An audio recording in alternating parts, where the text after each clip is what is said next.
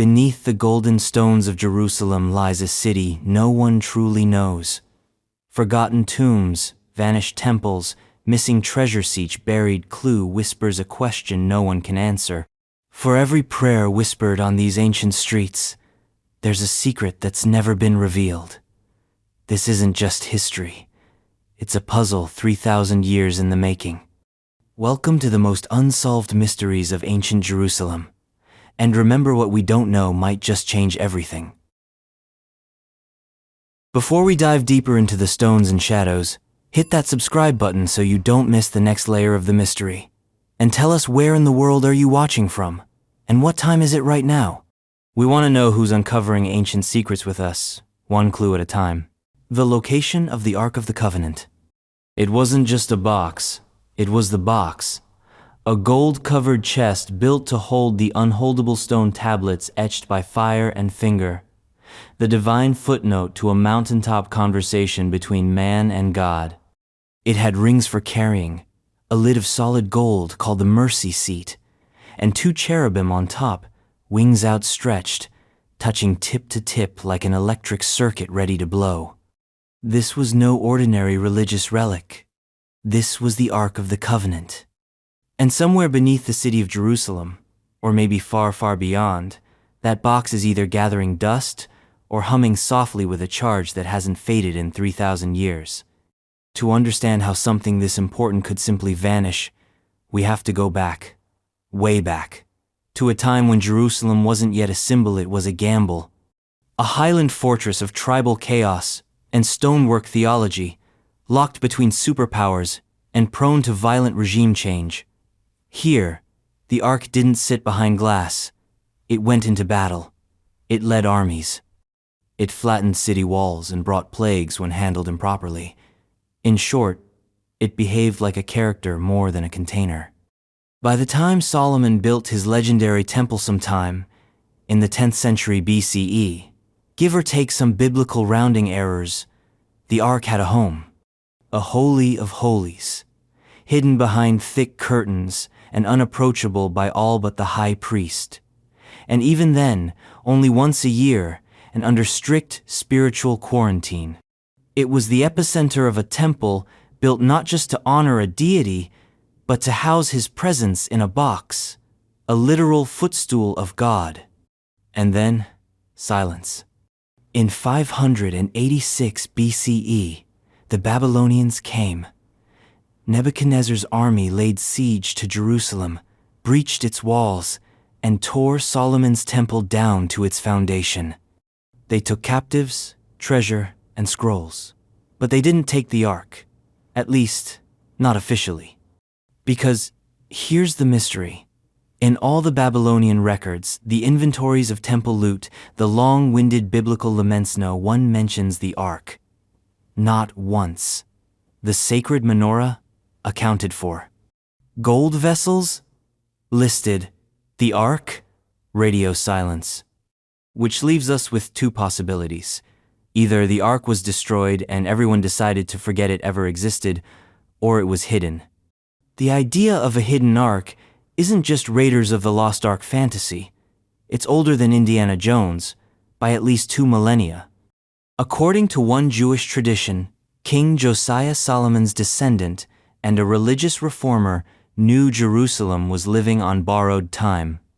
He had the Levites stash the Ark in a secret chamber beneath the Temple Mount, one carved out by Solomon himself for exactly this kind of emergency. Problem: if the Ark was buried under the Temple Mount, you'd expect we'd have found it by now. But here's the catch: no one is allowed to dig there. Modern archaeological excavation on the Temple Mount is essentially impossible due to its sacred status to multiple religions and the political volatility of even suggesting intrusive exploration. So, what do we have instead? Whispers, theories, and a few tantalizing fragments. Some point to the Talmud, which cryptically notes that the Ark was hidden in its place, hinting it was never removed at all. Others cite the Book of Maccabees, which claims the prophet Jeremiah spirited the Ark away to Mount Nebo, east of the Jordan, and sealed it in a cave. That particular tradition ends with a divine command. It shall remain hidden until God gathers his people together again and shows his mercy. In other words, don't bother looking. But look, people did. In Ethiopia, in Axum, there's a church that claims to house the Ark right now. The Church of Our Lady Mary of Zion, guarded by a single monk who is never allowed to leave the premises, insists they have the original Ark in a small chapel that no one may enter, ever. The monk sees it. No one else does. When asked, the church leaders say they don't need to prove anything. They have the Ark. Full stop. Skeptics, of course, raise eyebrows. No physical evidence has been produced. No radiocarbon dating. No photos. Just faith, tradition, and a lot of barbed wire. Other theories go darker. That the Ark was taken by the Babylonians but melted down or lost during the siege. That it was hidden and then forgotten, its entrance sealed and buried under centuries of rubble and reconstructions. That it lies in some distant cave in the Judean wilderness, protected by divine decree or maybe just a couple thousand years of bad directions. There's even a persistent modern theory that the Vatican has it tucked away in its basement archives, filed under Top Secret Do Not Open. While dramatic, this one has all the classic symptoms of Cold War paranoia and modern movie tropes. But it persists, because the mystery persists. So why does this matter? Why does a missing box from a destroyed temple still ignite such obsession? Because the Ark is a synecdoche. It's the part that stands in for the whole of Jerusalem's ancient sanctity, its divine drama, and its catastrophic collapses. To find the Ark would be to find a lost thread to the earliest days of monotheism, a direct artifact of the world's first enduring theological blueprint. And yet no tracks, no trail, just concentric rings of silence, growing louder as the centuries pass. Ironically, that silence might be the Ark's greatest weapon. By not being found, it remains untouchable, uncorrupted. A perpetual mystery that forces us to look not at what we know, but what we've lost. And the moment you finish asking, where is the Ark? Another question creeps in right behind it. What else did they build that we still don't understand? Because just above the Ark's alleged resting place stood the first temple itself, built by Solomon, destroyed by fire, and, archaeologically, almost invisible. Which brings us to the second great mystery of ancient Jerusalem. Not what was inside the temple, but the temple itself. The exact layout and dimensions of the first temple, Solomon's temple. Let's talk about the most famous building that may never have existed. Not in the sense that it was mythical, not in the sense that it was metaphor, but in the stark, frustrating sense that for all its cultural weight, the Temple of Solomon, the first temple of Jerusalem, left behind almost no physical trace. It was the centerpiece of ancient Judaism, the cosmic pivot between heaven and earth, a structure so central to biblical narrative that its blueprints are practically sacred text. And yet, when archaeologists peer into the dusty layers of the Temple Mount, what they find is not the temple, they find silence. A maddening absence where an architectural shout once stood. We are told the first temple was a marvel. Built in the 10th century BCE by King Solomon, son of David, in a brief and shining moment of political unity and economic boom, it was allegedly one of the most stunning religious structures of the ancient world. Cedar from Lebanon, gold from Ophir, stone hewn without tools on site, every measurement dictated with surgical precision in the Book of Kings, 60 cubits long, 20 cubits wide, 30 cubits high.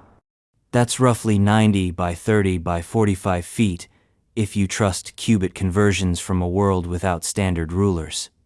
There was a porch at the front, an inner sanctuary called the Holy of Holies at the back, accessible by only one person once a year. Between them lay a main hall filled with golden incense altars, 10 lampstands, and walls lined with carvings of cherubim, palm trees, and open flowers. Outside, a courtyard with a massive bronze basin resting on 12 oxen statues, 3 facing each cardinal direction like some kind of ritualistic compass. It's not vague, it's highly specific. But there's a catch. This description comes from texts written or at least edited centuries after the temple was supposedly built. And nowhere in the archaeology do we find this structure. Not definitively, not without dispute. Let's break it down. First, the site. The temple stood on the Temple Mount. That's not just tradition, that's uncontested across Jewish, Christian, and Muslim sources. But that site is also home to the Dome of the Rock in Al-Aqsa Mosque today, making excavation effectively off-limits. No digging, no drilling, no ground-penetrating radar.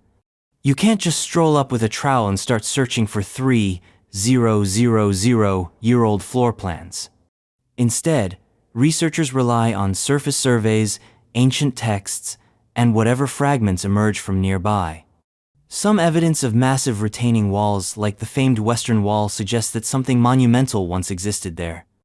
But those stones date primarily from the Second Temple period, specifically Herod's grand reconstruction. The original layout of Solomon's temple remains speculative. Second, the descriptions. Biblical scholars argue over whether the biblical account is a first-hand architectural memo or a later idealized reconstruction. The problem is chronology. The account in 1 Kings is richly detailed, but was likely compiled during or after the Babylonian exile hundreds of years after Solomon's time. So what are we reading? Memory? Propaganda? A temple that existed? Or one that should have existed? And even if the dimensions are accurate, they're weird. For a royal temple, Solomon's structure was relatively small, modest even, compared to contemporaneous temples in Egypt or Mesopotamia. Some scholars suggest it was more symbolic than functional. Others argue the scale fits the resources of a small, hilltop kingdom, not a sprawling empire. In this view, the temple's power came not from its size, but its centrality politically, religiously, and geographically. Third, the absence. This is the brutal part. Despite Jerusalem being one of the most excavated cities on earth, not a single definitive artifact from the first temple, no pillar base, no altar fragment, no foundation stone has been found. This could mean a few things. That the temple was entirely razed by the Babylonians in 586 BCE, and then rebuilt atop during the Second Temple era, obliterating earlier layers. Or that later constructions, especially Herod's grand expansion, destroyed any remnants. Or, more controversially, that the temple as described never physically existed in such grandeur to begin with. Enter the minimalist-maximalist debate. Maximalists take the Bible more or less at face value. They believe Solomon's temple was real, opulent, and built when and where the text claims. Minimalists argue the temple existed, yes, but not necessarily in that century. They see it as a theological ideal, retroactively written into history to justify post-exilic religious reforms. A national myth turned architectural blueprint. Both sides stare into the same vacuum. Both interpret the silence differently. There are some tantalizing hints. In the city of David, just south of the Temple Mount, structures like the stepped stone structure and the large stone structure have been proposed as support buildings for a First Temple-era complex. They're massive, ancient, and mysterious. But they're not the temple. They don't carry inscriptions. They don't match the biblical specs. And their dating is hotly debated. Then there's the Temple Mount Sifting Project. In the early 2000s, after unauthorized construction work removed tons of earth from the Temple Mount, Israeli archaeologists began sifting through the dumped debris. Among the finds, thousands of artifacts dating to various periods, including the First Temple era, pottery, beads, arrowheads, but again, nothing clearly from the temple itself. Just echoes from its neighborhood. It's like chasing a ghost whose only evidence is the trail of cold air it left behind. So if we can't excavate it, and the biblical description is up for debate, how do we reconstruct the temple? Through proxies. We look at temples in Arad, in Ain Dara, in Tel Tainat ancient sites across the Levant with similar three-room layouts: porch, hall, inner sanctum. We compare architecture, iconography, and dimensions. And what emerges is a Paterna regional style of temple building in the 10th–9th centuries BCE that fits the broad contours of Solomon's design. But fit isn't fact. Similarity isn't certainty. At best, we get a spectrum of plausibility. Yes, something like this could have existed. Maybe it did. But maybe Solomon's temple was more modest, or more abstract, or rebuilt multiple times, until memory and myth blurred into a single, unreachable monument. Which raises the most ironic possibility of all. Maybe Solomon's temple was less about the building and more about the idea of the building. A divine dwelling that no one could fully see, but everyone had to imagine. A cosmic axis placed in a very real city, binding heaven and earth through blueprint and belief. That's what makes the mystery so powerful. The temple wasn't just a building. It was theology rendered in timber and stone. Its layout was cosmic geography. Its measurements encoded ritual logic. Every cubit whispered secrets, and every absence now roars. And the silence where it once stood, that silence is its final prophecy. But here's the thing about holy buildings. You don't just build them on open plains. You guard them, fortify them, wrap them in walls thick enough to outlive the gods they serve. Which leads us from the temple to its skin. Because if we can't find the temple itself, maybe we can trace the outline of its defenses. Maybe the next clue lies in stone ramparts, buried deep beneath the hills. Maybe the next mystery is the walls. Specifically, the Ophel Wall.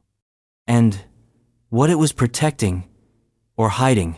If you're still here after that dive into lost temples and buried blueprints, you're one of us now. Hit that subscribe button to keep unraveling the ancient with us. And drop a comment. Where are you tuning in from, and what time is it on your end? We're building a timeline of explorers across the globe. The precise course of the Ophel Wall in the First Temple period. Imagine a city perched on a ridge, narrow, walled, holding its breath at the edge of history.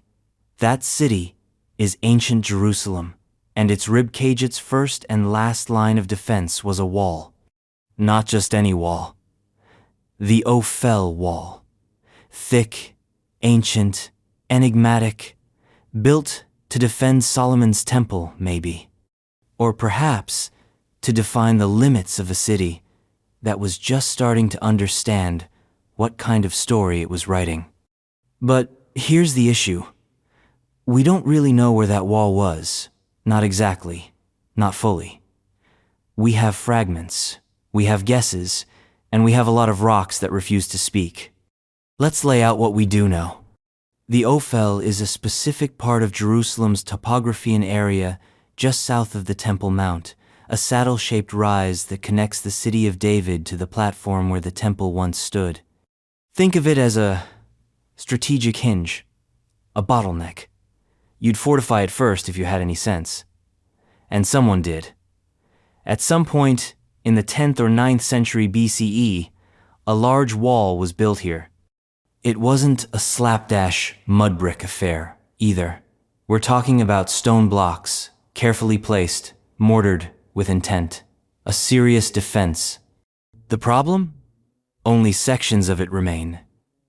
And those sections don't tell a consistent story. Some archaeologists believe the wall belonged to Solomon himself, a massive public works project to secure his capital, protect the temple, and stake a divine claim on the hill. Others argue it was built later, perhaps during the reign of Hezekiah, who was known for a citywide fortification effort in the face of an Assyrian onslaught. There's even debate over whether some parts of the wall belong to the First Temple period at all, or if they were built or rebuilt during the Second Temple era or even later. It's a jigsaw puzzle, and half the pieces are missing. The others? shuffled across centuries. The real kicker is this. We can't even say with certainty where the wall started or ended. We have stretches chunks unearthed during excavations, but the full course? The way it wrapped around the city? The gates it held? The towers that may have studded it like stone teeth? All lost in a topographical riddle where new construction rises atop the ancient, and the ground itself shifts with every shovel. There's a particular section, excavated near the Ophel Gardens, that's often pointed to as the key. It's massive, over 5 meters thick, built with large, well-dressed stones that scream prestige. Some scholars, most famously Eilat Mazarhave, claimed this is part of Solomon's fortifications. A direct link to the biblical account in 1 Kings, which states that Solomon built the wall of Jerusalem round about. A declaration that is both tantalizing and vague. Mazar argued that the style of construction along with pottery found nearby supports a 10th century BCE date. In other words, this wall could be the very bones of the united monarchy. But not everyone agrees. Critics point out that assigning a date based on pottery shards or architectural style is always a gamble. Stones don't come with timestamp. And in a city like Jerusalem where every era cannibalized the one before, reused materials, overlapping layers, and intrusive construction are the rule, not the exception. So maybe it was Solomon, or maybe it was someone else. A later king trying to channel the past, trying to make Jerusalem impenetrable not just to armies but to time. What's not in dispute is the scale. This wasn't a private wall or a neighborhood fence. It was a city wall, a statement.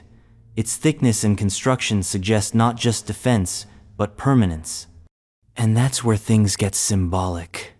Walls are never just about keeping things out. They're about identity. About saying, this is us, and that is not. The Ophel Wall was Jerusalem drawing a line in the dust, carving a boundary between the sacred and the profane, between kingdom and chaos. And if it was Solomon's Wall, then it was also the first serious architectural expression of the idea that this hill, this odd, narrow, rocky outcrop was holy ground. But there's a deeper mystery here, and it's not just about stones, it's about scale. Because if the Ophel Wall enclosed the city during the First Temple period, then it tells us something about the size and shape of that city. And that brings us to a thornier question. How big was Jerusalem, really? The biblical texts make it sound vast, a royal city filled with officials, priests, warriors, and wealth. But the archaeological footprint tells a more modest story.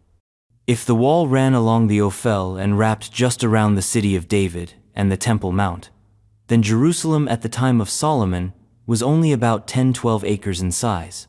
That's small. Smaller than some modern parking lots. It raises a paradox. Could such a small city really have supported such an elaborate temple, such a rich court, such a central role in regional politics? Some argue yes, that size doesn't always equal significance. That in the highlands of ancient Canaan, a small city could wield outsized spiritual and political power, especially if its king was savvy, its location strategic, and its walls, well, imposing. Others are less convinced. They suggest the grandeur of Solomon's Jerusalem is more theological than historical. That the Ophel Wall was real, yes, but the city it protected was not the vast capital of a golden age, but a compact administrative and cultic center, important, but not imperial. Still, the wall endures, not in full, but in fragments, silent but stubborn. And every few years, another excavation peels back a few inches more. A new stone, a new trench, a new argument. Because this is Jerusalem. Nothing here is simple. Every rock is a battleground, every trench a courtroom, every find an accusation against the finds that came before. And so the wall remains, half known, half seen. Its course still lost, its builders still debated. But its purpose? unmistakable. To protect something sacred. To say, this far, no farther. And that's the real heartbeat of the mystery. Not just the stones themselves, but the question they whisper, what were they guarding? Was it the temple? The ark? The memory of a kingdom more myth than monarchy? Or was it something even older? Because before Solomon raised his walls, before David brought the ark, before anyone called this city Jerusalem in the Hebrew tongue, someone else was here. A people with their own name, their own gods, their own walls. The Jebusites. And we still don't know exactly who they were. The nature and extent of Jerusalem's population during the early Iron Age, pre-Davidic. Before there were walls, before there were temples, before there was a kingdom or even a king, there was a settlement, a cluster of structures on a spine of limestone, a precarious citylet clinging to the ridgeline above the Gihon spring. The kind of place that doesn't make history so much as it gets swallowed by it. This was Jerusalem in the early Iron Age. Or rather, what would become Jerusalem. But at that point, it wasn't a capital. It wasn't holy. It was barely more than a question mark. The Iron Age begins in the Levant around 1200 BCE, give or take a few decades depending on who's counting. In this period before Saul, before David, before Solomon, land is a jigsaw puzzle of tribal territories, loosely federated highland settlements, and coastal enclaves fighting for survival amid the collapse of older powers. Egypt's influence is waning. The Hittites are gone. Mycenae is in ashes. The big dogs have left the yard, and in their absence, smaller players start carving out new identities. One of those players is a settlement in the highlands of southern Canaan. Later, it will be called Jerusalem. But in the pre-Davidic period, it wasn't the Jerusalem of kings and chronicles. It was a modest, fortified site perhaps, known by a different name entirely. And here's the mystery. How big was it? How important? Was it already the prize David made it out to be?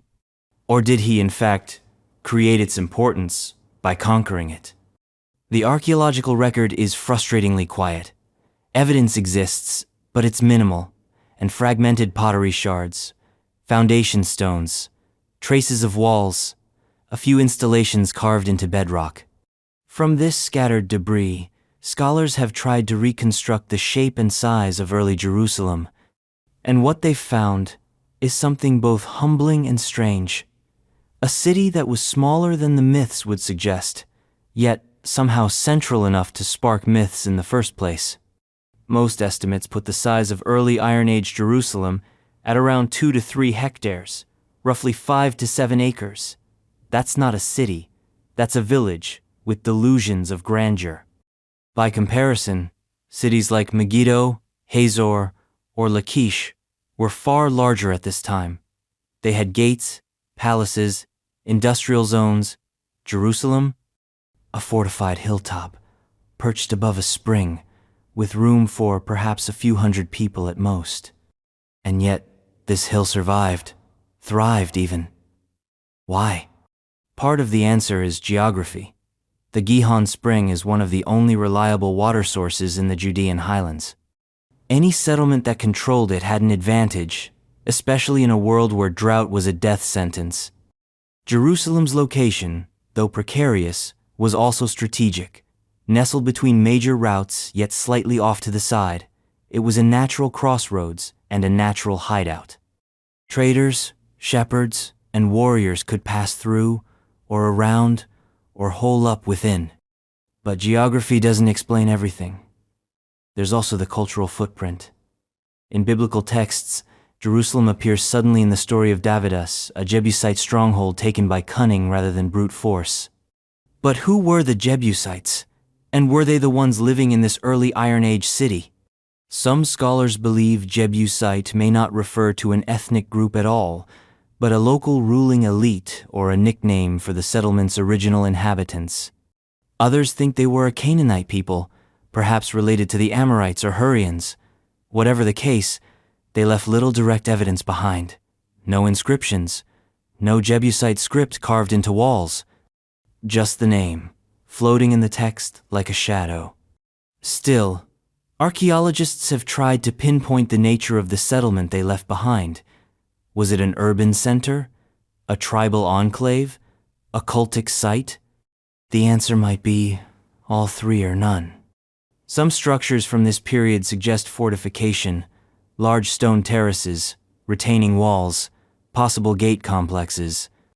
These would indicate a degree of organization and permanence not typical for your average village.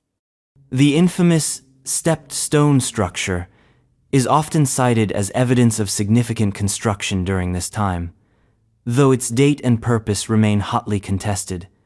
Was it a foundation for a fortress? A palace? A platform for ritual? We don't know.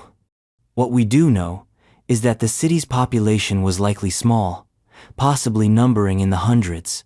Family clans, local chieftains, craftsmen and farmers and priests. It wouldn't have been a booming metropolis. It wouldn't have lit up the map, but it was there, stubbornly hanging on while other settlements rose and fell. And that raises an unsettling possibility. Maybe Jerusalem was never meant to be big. Maybe it thrived not because of what it was, but because of what it wasn't. It wasn't exposed. It wasn't coastal. It wasn't a sprawling, overbuilt monument to a fading empire. It was hidden, lean, durable, the kind of place that survives when the world falls apart. And fall apart it did. The late Bronze Age collapse sent shockwaves across the Near East. Cities burned, palaces crumbled, trade routes dried up. Out of that vacuum came new forms of political organization, tribes becoming kingdoms, villages becoming capitals. Jerusalem was perfectly positioned to ride this wave, small enough to avoid being a target, strong enough to defend its spring, and isolated enough to invent a destiny. So, when David arrived on the scene, probably around the early 10th century BCE, he didn't conquer a major city.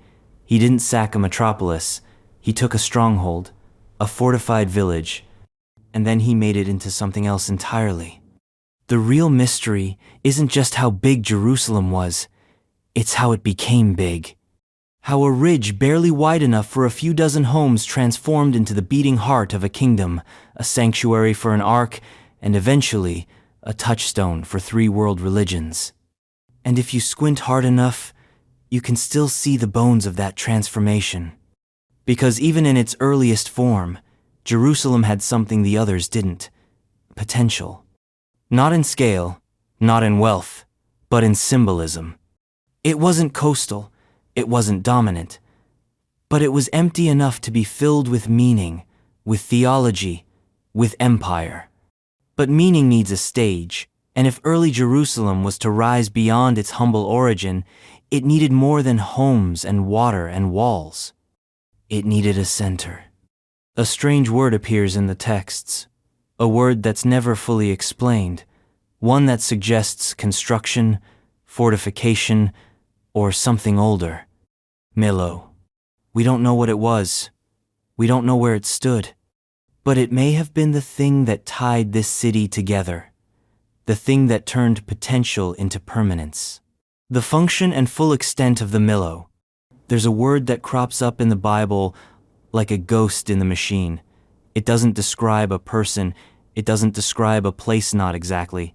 It describes something built, something significant, something so central to Jerusalem's early architecture that kings are said to have built the Millo, repaired the Millo, and filled the breaches of the city of David through it.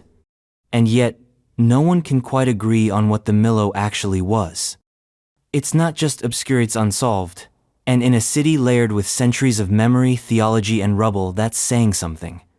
The word Millo itself is enigmatic. Some believe it's derived from a root meaning to fill. Others link it to military terminology or ancient architectural features like terraces, supports, or retaining walls, which gives us not a definition, but a mood. an atmosphere of functional mystery. It was something structural, something foundational, something that mattered enough for biblical authors to name it over and over again, and yet vague enough to slip through the fingers of every archaeologist who's tried to pin it down. Let's start with the textual clues. In 2 Samuel 5-9, after David conquers Jerusalem, we're told he built the city all around from the Millo inward, which suggests that the Millo marked the outer edge of what was then a defensible urban core. Later, in 1 Kings 9:15, Solomon is said to have fortified several key sites, including the temple, his palace, the wall of Jerusalem, and the Millo. Hold up, that's a clue. The Millo is listed alongside the temple and the palace? That's prime real estate. This wasn't some minor retaining wall. It wasn't a goat path. It was integral strategically and symbolically.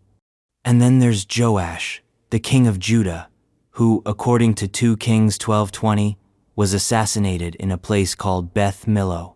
Now, it's not just a structure, it might be a location, a district, a compound, a name for part of the city that was structurally distinct, maybe even elite. And yet, for all these mentions, the Bible never stops to explain what the Millo is. It just assumes the reader already knows.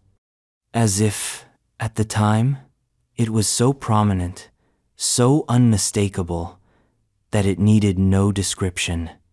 Which is, of course, infuriating now. So, what do archaeologists think the Millo was? There are 2 major camps. The first says the Millo was a massive system of terraces stone and earth fills built to stabilize the steep slope of the city of David and provide a level platform for royal construction. This theory lines up with one of the most dramatic features unearthed in the heart of ancient Jerusalem, the so-called stepped stone structure. It's a giant, sloped, wall-like feature composed of stone fills and support terraces running down the eastern slope of the city of David. It's massive, monumental, and old. Some scholars believe the stepped stone structure, together with the large stone structure directly above it, may form part of a single architectural complex dating to the early Iron Age. If true, it could represent the Palace of David, or at least a fortified administrative center of pre-monarchic Jerusalem, and the Millo, possibly the name for the support terraces, the fills and retaining constructions that held this royal platform in place. If this is the case, then the Millo wasn't just part of Jerusalem. It was the spine, the undergirding, the thing that made it possible to build anything else. But not everyone agrees. Another theory holds that the Millo refers to a specific citadel or fortress, perhaps an elevated part of the city used for military command or royal oversight, something akin to an Acropolis. This view is bolstered by the way the Bible associates the Millo with city defenses, breaches, and strategic repairs. In this reading, the Millo wasn't just structural, it was defensive, a bulwark, a stone nerve center in a city that was constantly preparing for siege. Yet another possibility is that the Millo wasn't just one thing. Like the term citadel or fortress, it could refer to a category of construction rather than a single structure. Depending on the era and the context, the Millo might have shifted in form, sometimes a fill, sometimes a tower, sometimes a whole district, which leaves us with a multi-layered enigma.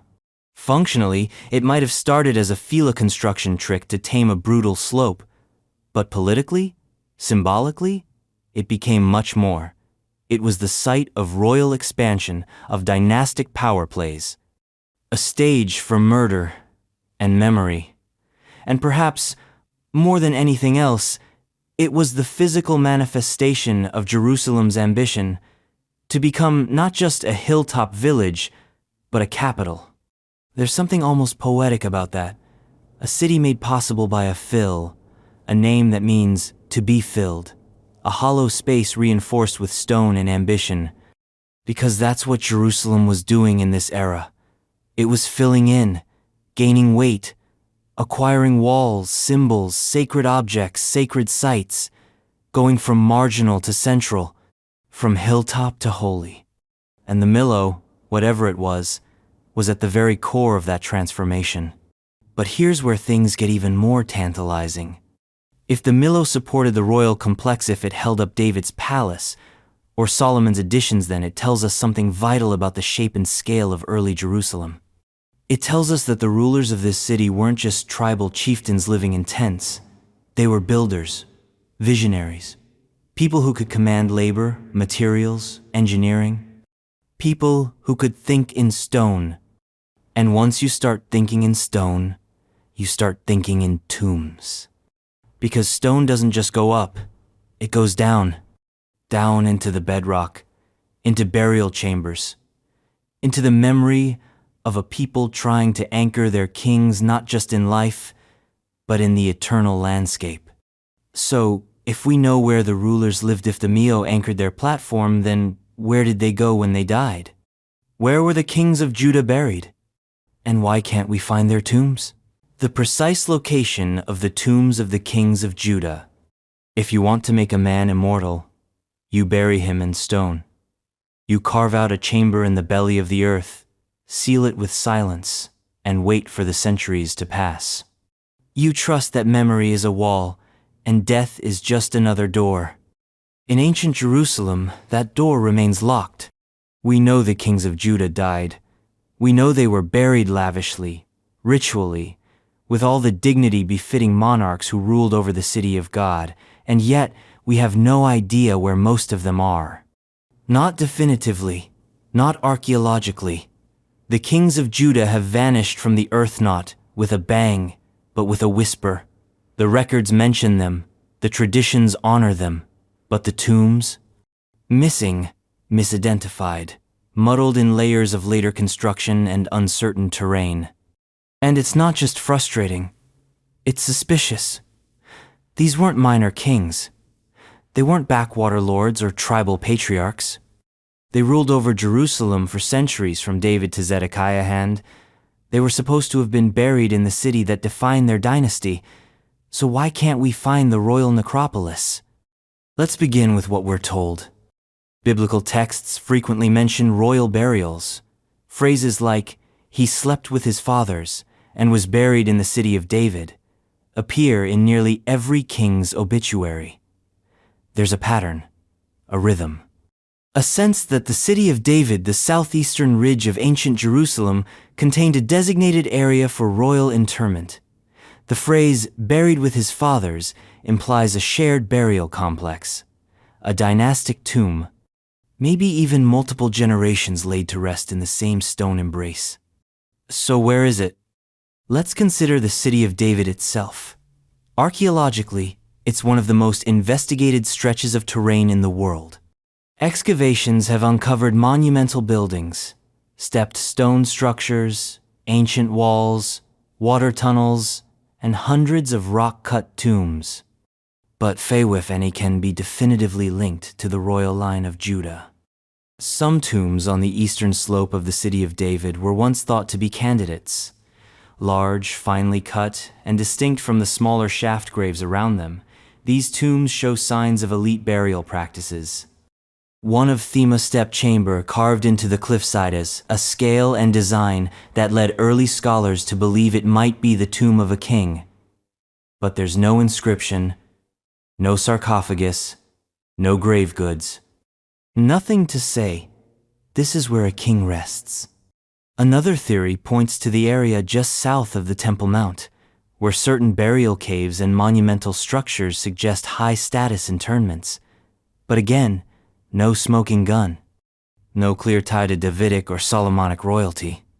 Then there's the long-standing identification of the so-called Tomb of David on Mount Zion. It's a medieval site, heavily venerated, with layers of Crusader, Byzantine, and Ottoman architecture. But archaeological consensus is harsh. The structure postdates David by at least 1,000 years. It's a monument to memory, not an artifact of reality. So what happened? Were the tombs destroyed, hidden, or were they never where we thought they were? One possibility is urban overbuilding. Jerusalem is a city that never dies, it just keeps rising. Every generation builds on the bones of the last. And the city of David, compact and strategically crucial, was no exception. Over the centuries, tombs may have been built over, their entrances lost, their chambers sealed by the slow drift of construction and time. What's a sacred tomb in one era becomes a basement in the next. Another possibility is looting. Tombs attract thieves the way honey attracts flies. If the royal tombs were filled with treasure as we'd expect, they would have been prime targets in times of war, chaos, or even economic desperation. Over the centuries, their contents could have been stripped, their identities erased, their sacredness violated and forgotten. Then there's the idea that we've simply misread the texts. That buried in the city of David doesn't mean what we think it means. Maybe it's not a specific location, but a phrase of dynastic symbolism. Maybe the actual burial grounds were outside the city proper, hidden in caves further south, east, or west. Maybe City of David refers not to the ridge, but to a broader cultural construct. Maybe we're digging in the wrong place entirely. Some even suggest that David and Solomon themselves weren't buried in Jerusalem at all, that their tombs were either mythologized or deliberately hidden to prevent desecration, that their graves were never meant to be found sealed by royal decree or divine will, kept secret to preserve their sanctity. It's not unheard of. In other ancient cultures, royal tombs were sometimes placed in remote locations, guarded by curses, surrounded by decoys. Why not here? And then there's the archaeological heartbreak. Maybe we did find the tombs. Maybe they're right in front of us. But the evidence is too eroded, too contaminated, too faint. Stone is durable, but not immortal. Time eats everything: edges, symbols, bones. A royal burial left open to the elements for a few centuries becomes just another hollow in the rock, a cave with no name, a tomb with no story. There's something haunting about that. Kings lived and died to inscribe their legacies in stone, and now we can't even find the stones. But maybe that's part of the mystery's staying power. The absence is the point. The silence is the hook. These missing tombs aren't just empty spaces, they're narrative engines. They ask the question, where did the kings go?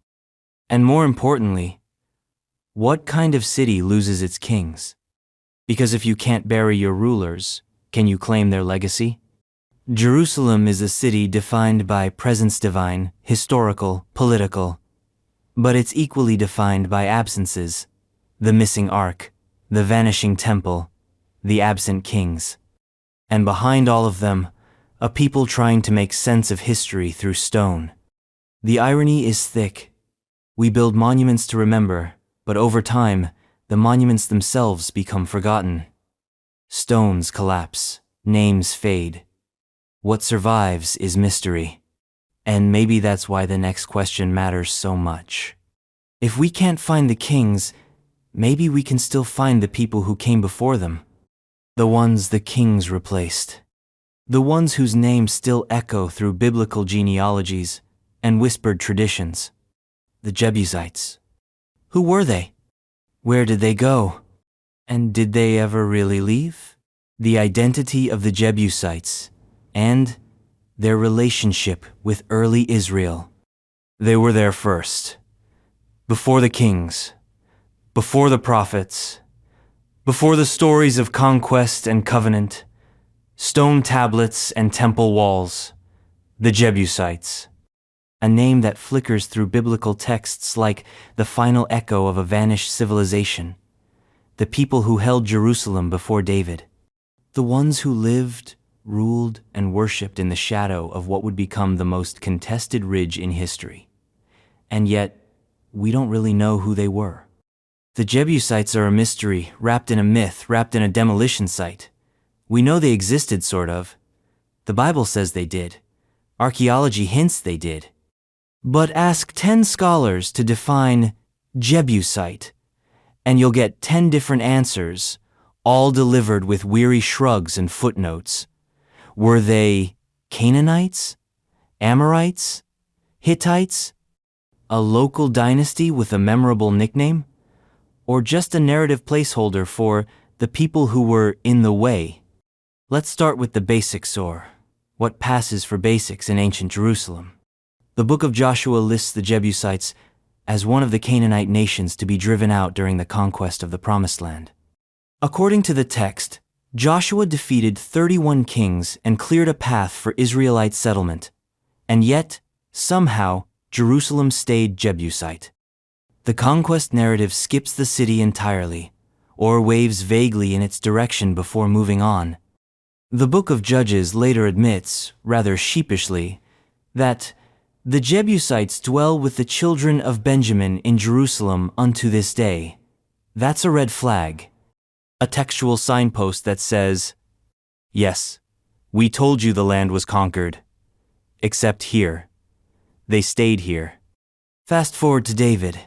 In 2 Samuel 5, we're told that David captures Jerusalem from the Jebusites. They taunt him first. You will not come in here. Even the blind and the lame will ward you off. The text has them mocking the king who would become legend. But then David takes the city anyway, by way of a sinner, a word no one can quite define. It might mean a water shaft, or a secret tunnel, or something else entirely. Whatever it was, it got David inside. The city fell. The Jebusite stronghold Zion became the city of David. And then, silence. The Jebusites vanish. Or do they? Because here's the twist.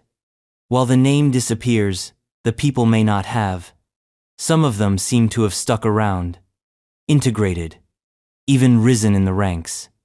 The clearest example is Araunah the Jebusite, a wealthy landowner who sells David the threshing floor where the temple would eventually be built.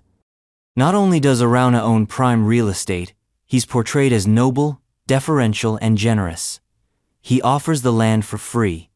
David insists on paying. The entire exchange is strange formal, loaded with ritual tension, and deeply respectful. This is not how you treat a defeated enemy. This is how you treat an insider, a peer. Some traditions even claim that Araunah was a former king, possibly the last ruler of Jebus before David took it. If true, then the Temple Mount, the holiest ground in Jewish tradition, began not as an Israelite site, but a Jebusite one, a place of threshing, of sacrifice, of celestial geography inherited rather than invented. That changes things. If the Jebusites weren't wiped out, but absorbed, then early Jerusalem wasn't just a city of conquest, it was a city of transition, of negotiation, of cultural sedimentation. Israelite theology layered over Canaanite custom, Hebrew psalms echoing through Jebusite corridors. And the archaeology? It's even messier. We have plenty of evidence for a fortified city on the southeastern hill of Jerusalem during the Late Bronze and Early Iron Age. Fortification walls, water tunnels, administrative buildings. But assigning them to a specific ethnic group? That's almost impossible. Cultures leave objects. But ethnicity? That's a fluid thing. And in ancient Canaan, the differences between Jebusite and Israelite may not have been as sharp as the texts suggest. They lived in the same land, used the same pottery, built with the same stone, worshipped at least for a while some of the same gods, Baal, Asherah. The pantheon was shared, overlapping, in flux.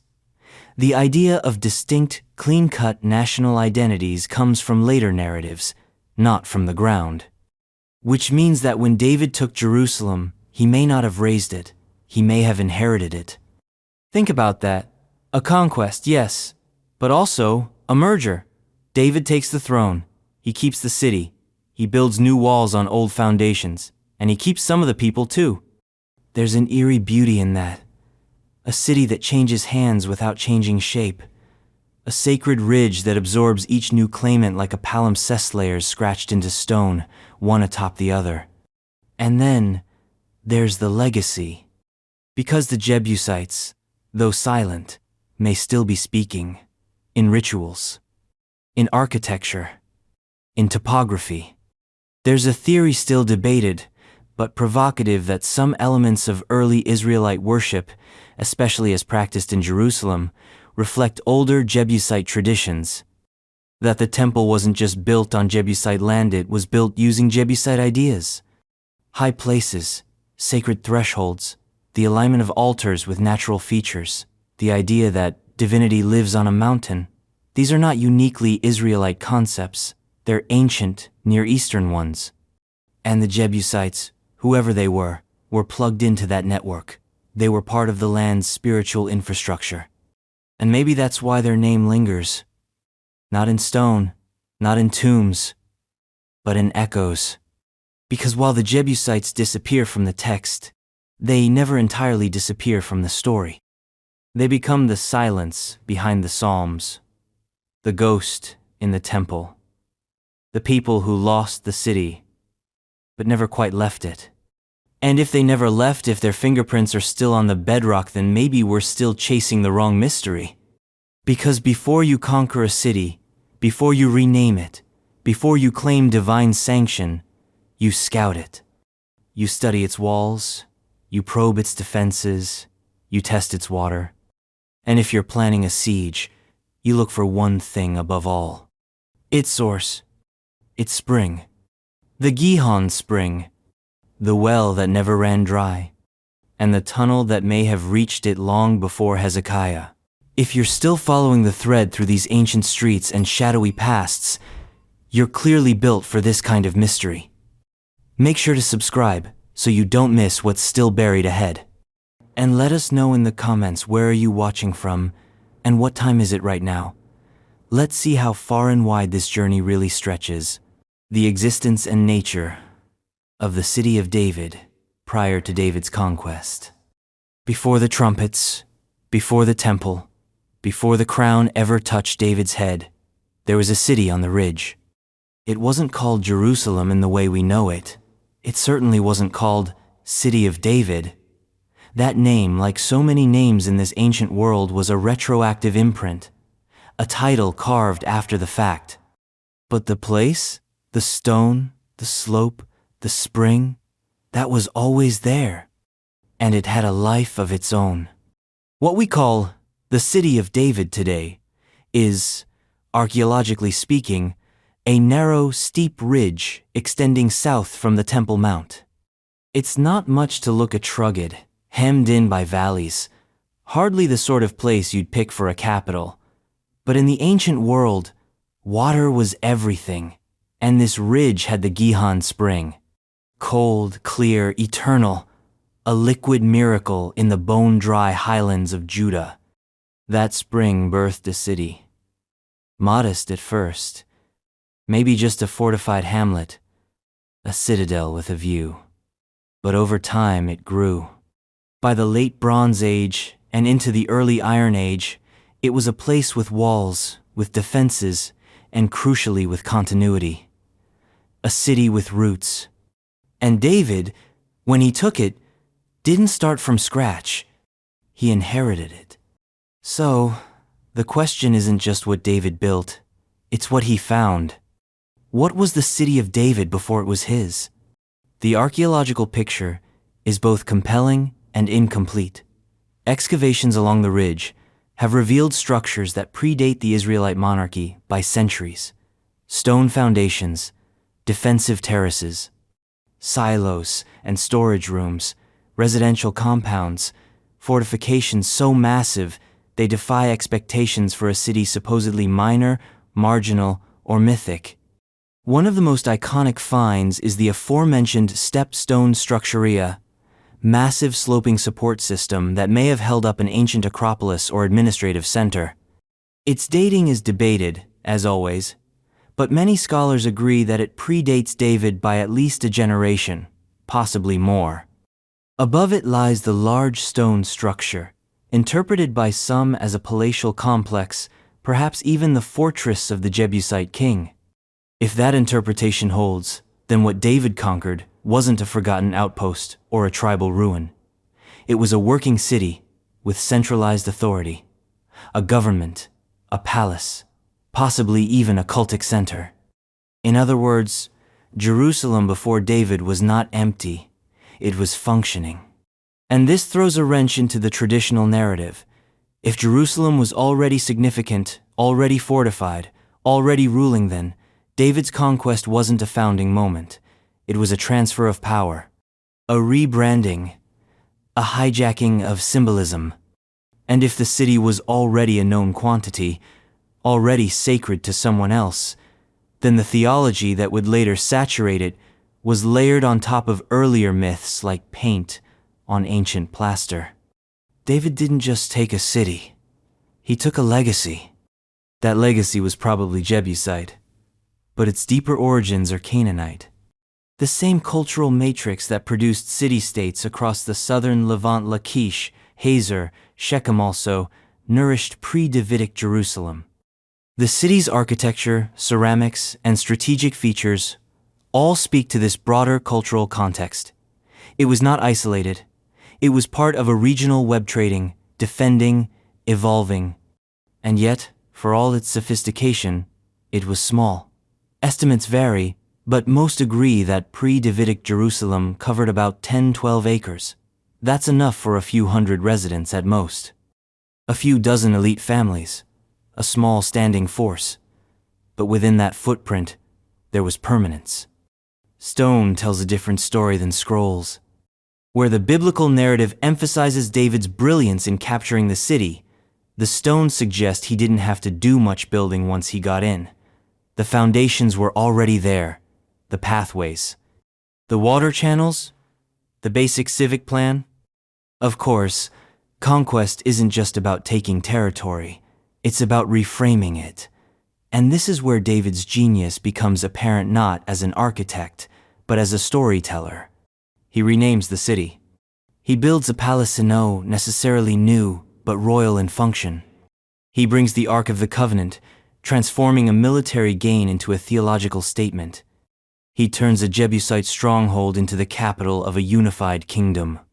And in doing so, he obscures the city's past, not maliciously, not even intentionally, but inevitably. The city that was becomes the city that is, and the city that is becomes the city that must have always been. That's how myth works. That's how cities become sacred. But the echoes remain. The water tunnels carved deep into bedrock? Those may have been built by the Jebusites or their predecessor channels to protect the Gihon spring, to bring water into the city even during siege. The fortifications? They show multiple phases of construction, some older than the monarchy itself. The layout? It conforms not to later Israelite designs, but to earlier Canaanite norms, which suggests that before David, Jerusalem was more than just a hill with a spring. It was a city with layers, a city with rules, a city with gods of its own. And this raises the most tantalizing possibility of all, that the religious sanctity of Jerusalem predates the Ark, predates David, predates the covenantal theology that would later redefine the city. That when David chose Jerusalem, he was choosing not just geography, but legacy, a place already regarded as sacred, a city already shaped by worship, a platform already aligned with the divine, and that makes the conquest not an act of destruction but of translation. David didn't erase Jerusalem's past, he reinterpreted it. He made it speak Hebrew. And yet, something of the old city remained, buried in the architecture, etched into the stones, carved beneath the walls. Because for all the sacred drama that would unfold above ground, the city's oldest secrets are underground. In tunnels, in shafts, in the dark. And some of those tunnels may have been there long before David ever drew a sword. Which brings us to the water, to the spring that never ceased, and the tunnel that led to it before anyone named it Hezekiah's, the pre-Herodian water systems beneath the Temple Mount. Jerusalem is a city that shouldn't exist. Not there. Not on that parched ridge, hemmed in by valleys and sun-bleached hills. not so far from the sea and even farther from fertile plains. And yet, it does. Because of one reason. One gift. One pulse of life that never ran dry. Water. Specifically, the Gihon Spring. The oldest, deepest, most loyal heart of the city. It's been flowing since long before names like David or Solomon ever mattered. And the people who lived here, from the earliest settlers in the Bronze Age to the kings of the Iron Age, understood one absolute truth. Whoever controls the water, controls the city. So they dug, they chiseled, they engineered. And what they left behind is a subterranean labyrinth so dense, so mysterious, and so layered with legend that we still don't fully understand it. But one thing is certain. Long before Herod the Great turned the Temple Mount into a monumental platform of stone and spectacle, someone else had already carved Jerusalem's first answer to survival below the surface, in the dark. And what they built? It still defies explanation. Let's set the stage. The Temple Mount today is a vast, artificial plateau, supported by massive retaining walls that Herod constructed in the 1st century BCE. It's symmetrical, grand, engineered to impress gods and emperors alike. But beneath that plateau, hidden beneath centuries of stone and sanctity, lies an older world, a network of cisterns, tunnels, shafts, and conduits that predate Herod by centuries. Maybe more. And here lies the mystery. Who built them and why? Because if Herod was the city's master of surfaces, his predecessors were masters of depth. There are at least 30 known cisterns beneath the Temple Mount, each carved meticulously into the bedrock. Some are shallow and narrow, holding a few hundred liters of water. Others are vast and cavernous, able to store hundreds of thousands of liters. One cistern, known simply as Cistern 3, is shaped like a long, irregularly bent bottle over 50 meters long, with a capacity large enough to sustain a population through drought or siege. It is cut with precision, smoothed with plaster, and lined in places with catchment channels that suggest deliberate hydraulic planning. Who built it? We don't know. No inscriptions, no dates carved into stone, just chisel marks, just emptiness, just silence. And that silence is louder than you think.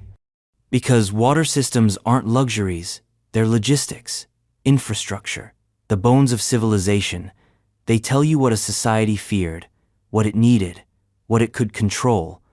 And in Jerusalem, where a single siege could mean death by thirst, these systems were not optional, they were existential. So, if cisterns this large, this complex, this deliberate, were carved before Herod, then someone before him was organizing massive public works, mobilizing labor, and designing with the kind of foresight usually reserved for empires. Some scholars point to the First Temple period, the era of Solomon and his successors. After all, if a temple stood atop this mountain in the 10th century BCE, it would have needed water, for ritual purification, for sacrifices, for priests, for pilgrims. The biblical texts make repeated reference to washing, cleansing, and bathing. That water had to come from somewhere. So maybe these cisterns are Solomonic, maybe they're part of the original temple complex. But again, no proof, just possibility. Others argue that some of the underground systems go back even further into the late Bronze Age. That before Solomon, before Israel, before even the Jebusites, this hill had sacred significance to someone else. That water collection here wasn't just practical, it was cultic, a symbolic act, an offering to gods long forgotten. High places, after all, have always attracted worship, and where there's worship, there's water. Still others suggest a more gradual evolution, that these systems weren't built all at once, but layer by layer. A shaft dug here, a chamber widened there, a cistern repurposed from a quarry. Over centuries, They merged into a kind of architectural palimpsesta, physical record of changing needs, changing rulers, and changing rituals. And yet, for all their functional brilliance, these underground systems remain stubbornly anonymous. They refuse to tell us who made them. They refuse to date themselves. And above them, history marched on. The temple was destroyed, twice. The mount was flattened, rebuilt, fortified, embellished. But the cisterns stayed. In the Middle Ages, they were repurposed. In the modern era, they've been mapped crudely, controversially, often through second-hand surveys or restricted access. But they're still there, dry now, or half-filled with debris, but still whole, still waiting. And the question remains, how did these people, whoever they were, cut through solid limestone with such precision, without iron tools as we know them, without the leverage of modern hydraulics, without GPS, blueprints, or even consistent measurements? And the deeper question, what does it mean? Because cisterns don't just catch rain, they reflect ambition. They hint at a city planning for permanence, a city not just hoping to survive, but to thrive through drought, through siege, through time. And that vision, that underground optimism, didn't begin with Herod. It didn't begin with Rome. It began in the shadows, in silence, with a chisel, with a trickle of water echoing through stone. And somewhere down there, beneath the platform, beneath the legend, may lie the key to 1,000 years of sacred architecture. Because when you can't find the buildings above ground, you look beneath them. You follow the tunnels. You chase the water. And eventually, you ask the next question. If they could carve through stone to find water, what else could they build? A fortress, maybe. A military outpost. A symbol of occupation and resistance. Something left behind by empires that don't understand the land they stand on. Something like the Acra. The exact location of the Acra Fortress. Jerusalem has always been a city of hills, not just metaphorically theological peaks, moral, high, ground but literal hills, strategic ridges, lines of sight, places to put walls, towers, and watchful eyes. It is a city that sees you coming, a city built not to be beautiful, but to survive. So when the Seleucid Empire wanted to plant its flag in the heart of Judea, it didn't write a letter, it didn't offer a treaty, it built a fortress. The Acra, a name that meant citadel, a symbol of control, a garrison of foreign soldiers watching over a city that was never quite theirs, a wound cut into the very topography of sacred space. And then it vanished. The Acra was real, we know this. It's one of the few mysteries on this list with uncontested textual evidence. The books of Maccabees, Josephus, and other ancient sources all describe it. They place it in Jerusalem. They tie it directly to the Greek domination of the city in the 2nd century BCE. They describe its soldiers, its role in enforcing Hellenistic law, and its eventual downfall at the hands of Jewish rebels. And yet no one can agree where it was. Let's rewind. In the early 2nd century BCE, Judea was a contested zone. The Seleucid Empire, an offshoot of Alexander the Great's fractured legacy, had its sights set on controlling not just Jerusalem, but its culture. Antiochus IV, Epiphanes the villain of the Hanukkah story, pushed hard for Hellenization.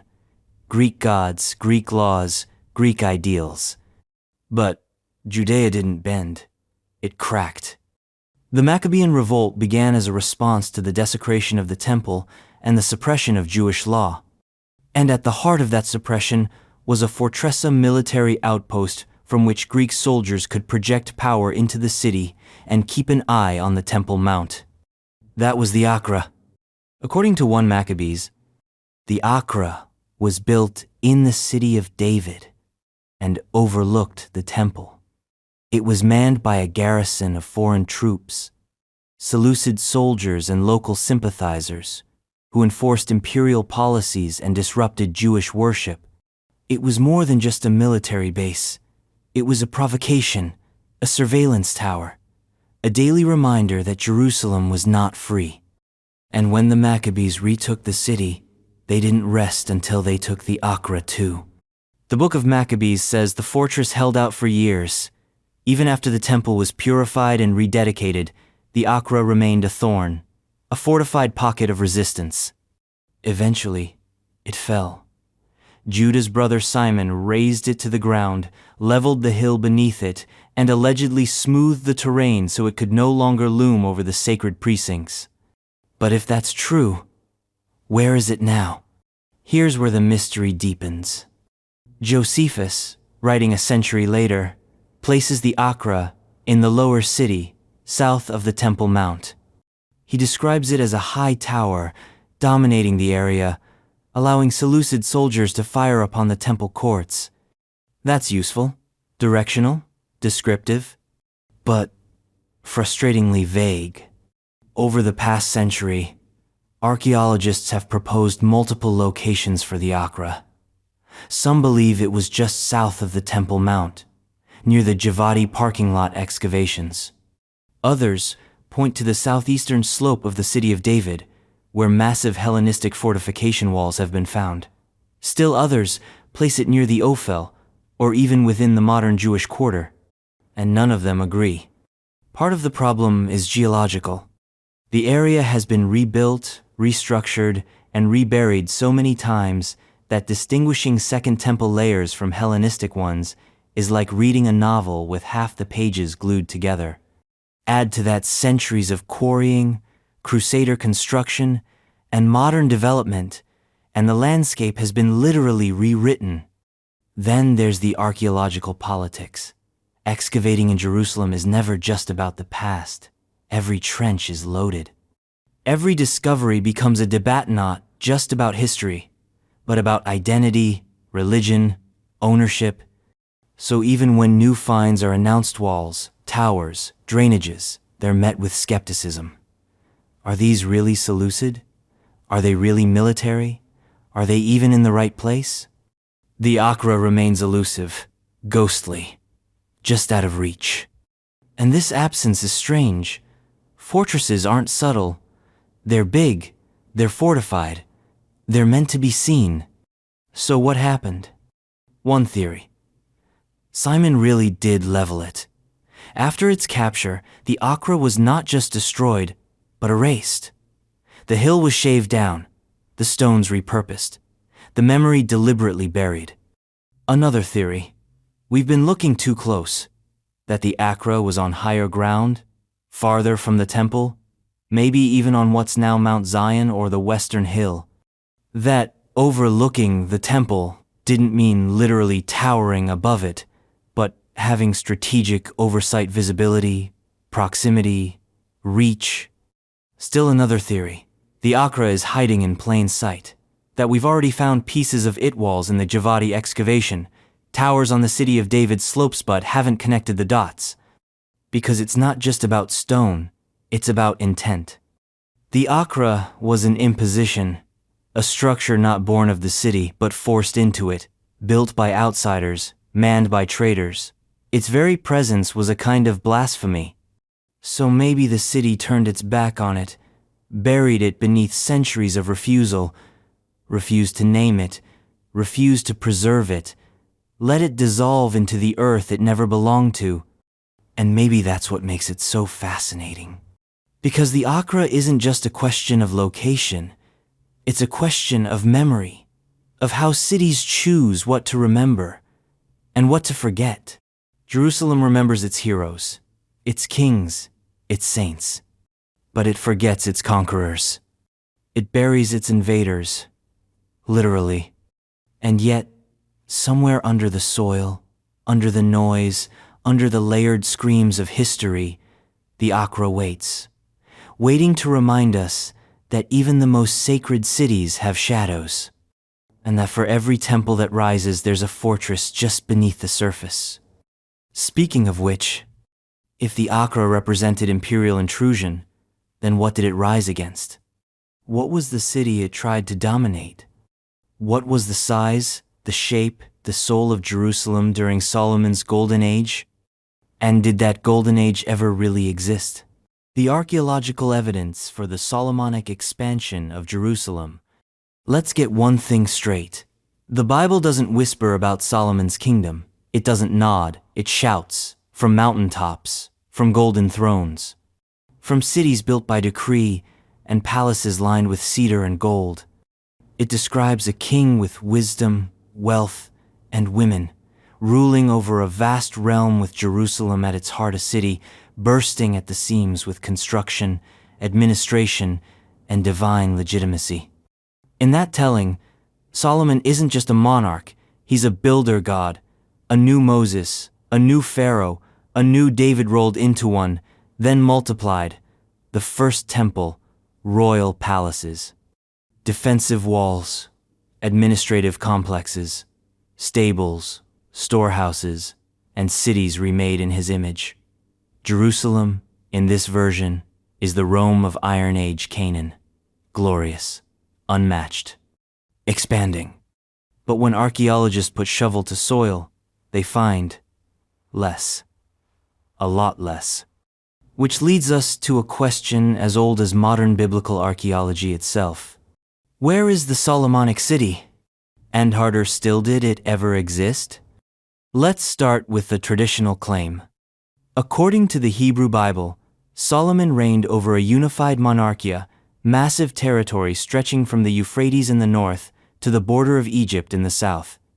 His capital, Jerusalem, was not just a religious center but the administrative heartbeat of a kingdom, on par with Egypt or Mesopotamia.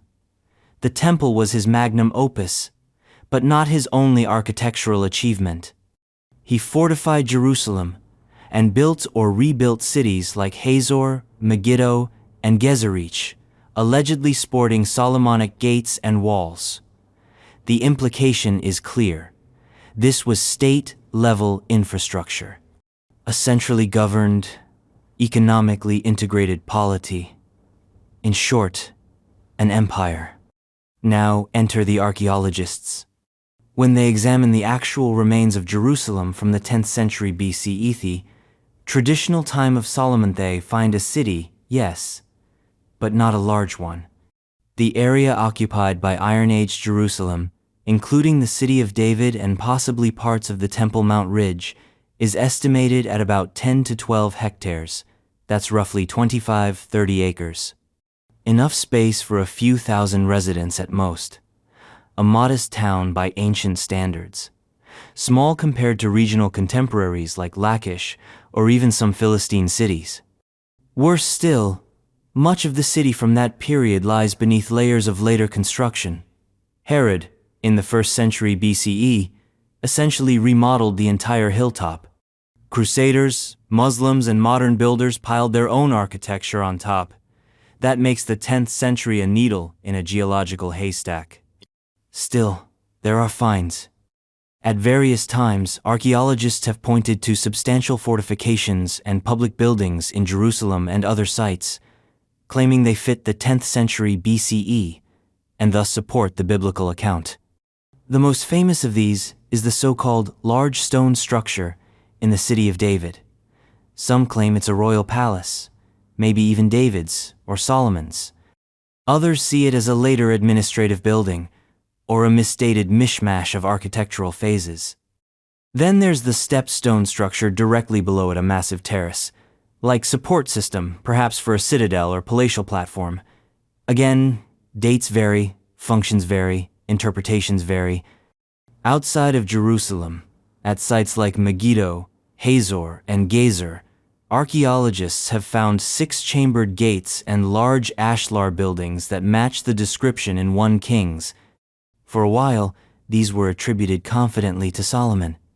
But more recent scholarship has challenged the dating, pushing them to the 9th century BCE, or later possibly to the time of the Omride dynasty in the northern kingdom of Israel. This dating debate is not just technical, it's ideological. At stake is the historical existence of a unified Davidic Solomonic monarchy, If these cities were built in the 10th century, it supports the biblical narrative of Solomon as an imperial builder. If they're from the 9th century, then Solomon's kingdom may have been exaggerated or projected backward by later authors during the Babylonian exile or afterward. This is the core of the minimalist versus maximalist debate in biblical archaeology. Maximalists believe the Bible contains reliable historical memory, and that the absence of overwhelming archaeological evidence for Solomon's city is due to overbuilding, destruction, and methodological gaps. Minimalists argue that the kingdom of David and Solomon was a much smaller affair, more of a highland chiefdom than a true state, and that the grandeur attributed to Solomon was a theological construct created to lend legitimacy to later Judahite kings. Both sides dig in the same dirt. Both extract different stories. But here's where things get interesting. Even if Jerusalem was small in the 10th century BCE, that doesn't mean it wasn't important. Importance is not always measured in hectares. Strategic location, religious centrality, and political symbolism can elevate a city beyond its footprint. Think Sparta, think Vatican City. Sometimes the power of a place is in its narrative gravity. And that's exactly what Solomon's Jerusalem became, a gravitational myth, a center of divine wisdom, a home for the Ark, a city that stood between heaven and earth. Whether or not its buildings were grand, its symbolism was colossal. And sometimes symbols are more durable than stone. So maybe the Solomonic Expansion wasn't about size. Maybe it was about consolidation, centralization, the moment when Jerusalem stopped being a tribal stronghold and became a kingdom's heart, the moment when disparate tribes began to orbit a single capital, the moment when theology met urban planning. If so, then the real Solomonic legacy isn't in walls or gates, it's in the concept of Jerusalem as the place. As the only place? Still, the stones don't let us off the hook. If Solomon expanded Jerusalem, where are the remains? The monumental structures? The inscriptions? Why, in a city as obsessed with memory as Jerusalem, is there so little material echo from the reign of its most famous king? It may come down to time. Time erodes, time buries, time edits. And Solomon, if he built in a city that refused to stand still. His temple was destroyed, his palaces overwritten, his legend swallowed by centuries of empire, revolution, and sanctity. And maybe that's the final irony. The greatest builder in Jerusalem's history left behind no blueprints, no ruins with his name etched into stone, just stories, just a city still expanding, long after his bones turned to dust. But where archaeology leaves gaps, destruction often fills them. Because if Solomon did expand Jerusalem, then someone would later reduce it, burn it, sack it, tear down what he built. And that brings us to the next mystery.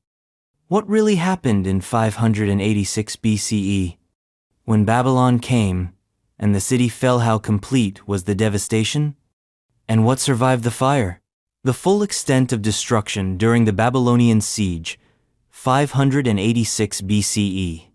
It started with a siege, not a sudden explosion of chaos, but a slow, merciless tightening of the noose. Year 586 BCE. Babylon has come. Again. This time, it's personal. Jerusalem had flirted with disaster before Egyptians, Assyrians, internal revolt. But Babylon was different. Babylon didn't make threats. It didn't posture. It didn't invade with a warning. It encircled. It starved. And when the walls finally broke, it erased. Or so we're told. The biblical narrative is brutal and emphatic. Nebuchadnezzar's armies besieged Jerusalem, broke through the walls, burned the temple, looted the city, and carried off the elites into exile. It was total, devastating, the end of everything. But was it? Because archaeology, in its usual infuriating way, tells a slightly murkier story, A story with fire, yes, and ruin, but also survival, continuity, and a frustrating lack of uniform devastation. Let's start with what's not in dispute.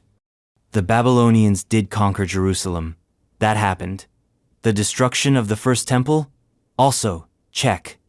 The exile of the elite, classist the priests, scribes, warriors, aristocrats, that's all attested in both biblical texts and Babylonian records. Clay tablets, royal annals, economic documents, they all confirm that Judah was conquered, its leaders deported, and its political structure dismantled. So yes, Jerusalem fell. But when archaeologists try to map the destruction layer of 586 BCE, the so-called burn layer, they run into problems. In some parts of the city, especially the city of David and certain sectors near the Temple Mount, there is clear evidence of burning, layers of ash, charred beams, collapsed structures, pottery smashed in place, frozen mid-meal, the unmistakable stench of ancient apocalypse. But then, other parts of the city are strangely intact. Some buildings appear to have been reused in the Persian period. Some layers show continuity, not rupture. Instead of a clean break, there's a staggered transition, as if the city didn't fall all at once, but in segments, or as if some residents never left. And that's the heart of the mystery. Was the destruction of 586 BCE total? Or was it surgical? Because history is rarely as clean as we want it to be. Even when fire comes, even when conquerors breach the gates, cities don't vanish in neat lines. They resist. They adapt. They endure in strange, fragmented ways. Take Lachish, Judah's second city. When it fell to the Assyrians a century earlier, the destruction was catastrophic. The siege ramp still scars the hillside. The palace was gutted. The gates destroyed. The biblical narrative and the archaeological record align almost perfectly. Not so with Jerusalem. There's no siege ramp, no mass graves, no universal ash layer stretching across the hill. Instead, there's patchwork. Some parts of the city, perhaps administrative or religious centers, were clearly targeted and annihilated. Others, maybe residential or peripheral zones, show less trauma. And this suggests something crucial. The Babylonian destruction may have been strategic, not indiscriminate. They didn't just come to punish, they came to dismantle. To strip the city of its core identity, its monarchy, its priesthood, its temple cult. To decapitate it. And in doing so, they left a hollowed-out shell, a city without leadership, without function, but not entirely without life. The Hebrew Bible, in its exile laments, paints a picture of total desolation. Zion plowed like a field, the city in mourning, the people weeping by the rivers of Babylon. But other texts hint at something else, a remnant. The poorest of the land were left behind, to tend the vineyards, to maintain the fields, to keep something going. And archaeology supports this. In the years immediately after 586 BCE, we see evidence of rural continuity, farmsteads, small habitations, some limited commerce. It wasn't a ghost town. It was a crippled city, crawling slowly forward. And then, in the Persian period, something remarkable happens. Jerusalem begins to rebuild, slowly, quietly, without the bombast of Solomon, but with a kind of stubborn resolve. The temple is reconstructed, the walls go back up, the exiles return some of them, at least, and the city, like a phoenix made of limestone, rises again. But here's the thing, the memory of 586 BCE never fades. It becomes a wound written into theology, a cautionary tale embedded in every scroll. The destruction of Jerusalem becomes the template for every future. Trauma Rome, crusaders, inquisitions, modern conflict. The fire that took the temple never stopped burning. And yet, we can't quite locate all of it. We can't map the full spread of the Babylonian wrath. Some scholars have tried. They've proposed models of destruction, zones of abandonment, demographic estimates, but the data remains frustratingly incomplete. We know there was fire. We know there was loss. But we don't have a citywide map of ruins. We don't have a catalog of toppled towers or collapsed gates. And that raises unsettling possibilities.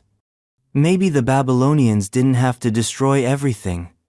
Maybe the fall of Jerusalem wasn't just military, it was psychological. By removing the king, the priesthood, and the temple, they may have left the structure of the city intact, but gutted its soul, a symbolic decapitation. And when a city loses its meaning, its stones don't matter. That might explain why the archaeology feels scattered, why the fire isn't uniform, why some buildings stand while others burn. Because the real target wasn't the stone, it was the story. Babylon didn't just destroy Jerusalem, it rewrote it. And the Jews who returned decades later didn't just rebuild, they reinterpreted. The Second Temple wasn't a replica, it was a response. A theological architecture. And the city that emerged in the Persian period was not a continuation, it was a resurrection. But before we can understand that resurrection, we need to understand what rose from the ashes. What was Jerusalem like in the aftermath? Was it a ghost town? A provincial hub? A holy memory waiting to be reactivated? Or was it something else? A city in waiting. Because the Persian period was more than just recovery. It was reinvention. The nature of Jerusalem during the Persian period, post-exile. In the smoldering silence after the fall, a city begins to remember itself. It doesn't happen all at once. There's no trumpet blast, no cosmic hand reaching down to rebuild walls. Instead, there's dust, empty streets, a few people walking quietly among the ruins. Ash still caught in the corners of cracked stone. The temple's foundation is cold, the gates are gone, but Jerusalem is still there, wounded, hollowed out, breathing shallow breaths. This is Jerusalem in the Persian period, post-exile, post-apocalypse, the age after the age of kings. What rises here isn't a new empire. It isn't a glittering Solomonic fantasy. It's something quieter, stranger, a hybrid city suspended between memory and hope. A city not yet fully alive, but not quite dead either. A city trying to find out what it still is. Let's start with the basics. In 539 BCE, the Persians arrive. Cyrus the Great marches into Babylon and flips the script on imperial power. Unlike the Assyrians and Babylonians, who ruled by terror, deportation, and desecration, the Persians rule by pragmatism. They let exiles return. They restore local cults. They govern lightly so long as taxes are paid, and rebellions stay theoretical. For the Jews in Babylon, this is everything. The exiles return in waves, some immediately, others trickle in across decades. They come back to a city they never knew, a city spoken of in psalms and dreams. They come with hope and baggage, scrolls, priestly ambition, blueprints of a temple never seen, but burned into memory. And they arrive in a place that is, at best, a shadow. So what was Jerusalem in this moment? Was it a real city? Or a metaphor? Here, the archaeological and textual records begin to blur. Both speak, but softly. The book of Ezra paints a picture of hardship. The first returnees find resistance from locals. The land is dry, the people fractured. The temple's foundation is laid, but work is stalled. The walls are in ruins. Morale is low. There are tears as the older generation remembers what once was and sees what little remains, and yet they build. Slowly, the temple rises again. Smaller this time. Simpler. The Bible admits as much. No ark, No Shekinah, glory descending in fire. Just altars, walls, ritual, presence. Not as spectacle but as survival. The city around the temple? Even humbler. Archaeologically, Persian period Jerusalem is nearly invisible. Very few structures can be confidently dated to this time. Small domestic units, scattered ceramics, a few seal impressions.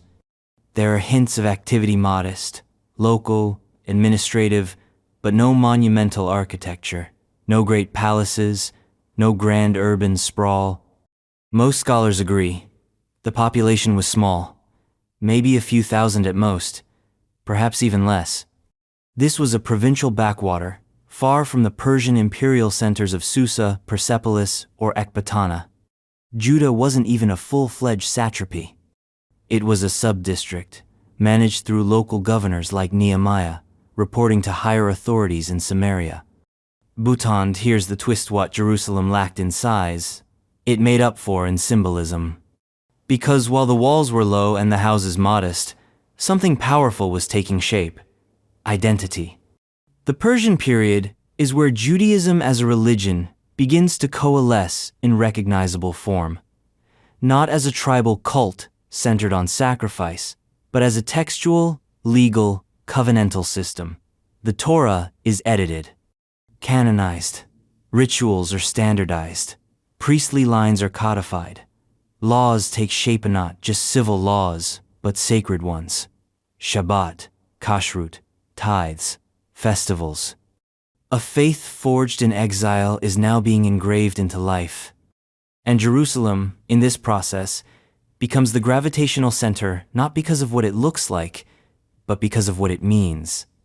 The city may have been a fraction of its former size, but its role is outsized.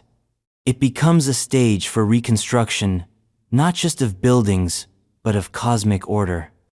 Nehemiah arrives and rebuilds the walls not with fanfare, but with urgency. The city is still vulnerable, surrounded by enemies. Every stone laid is a statement. We are here, we are not finished. Ezra arrives with scrolls, not swords.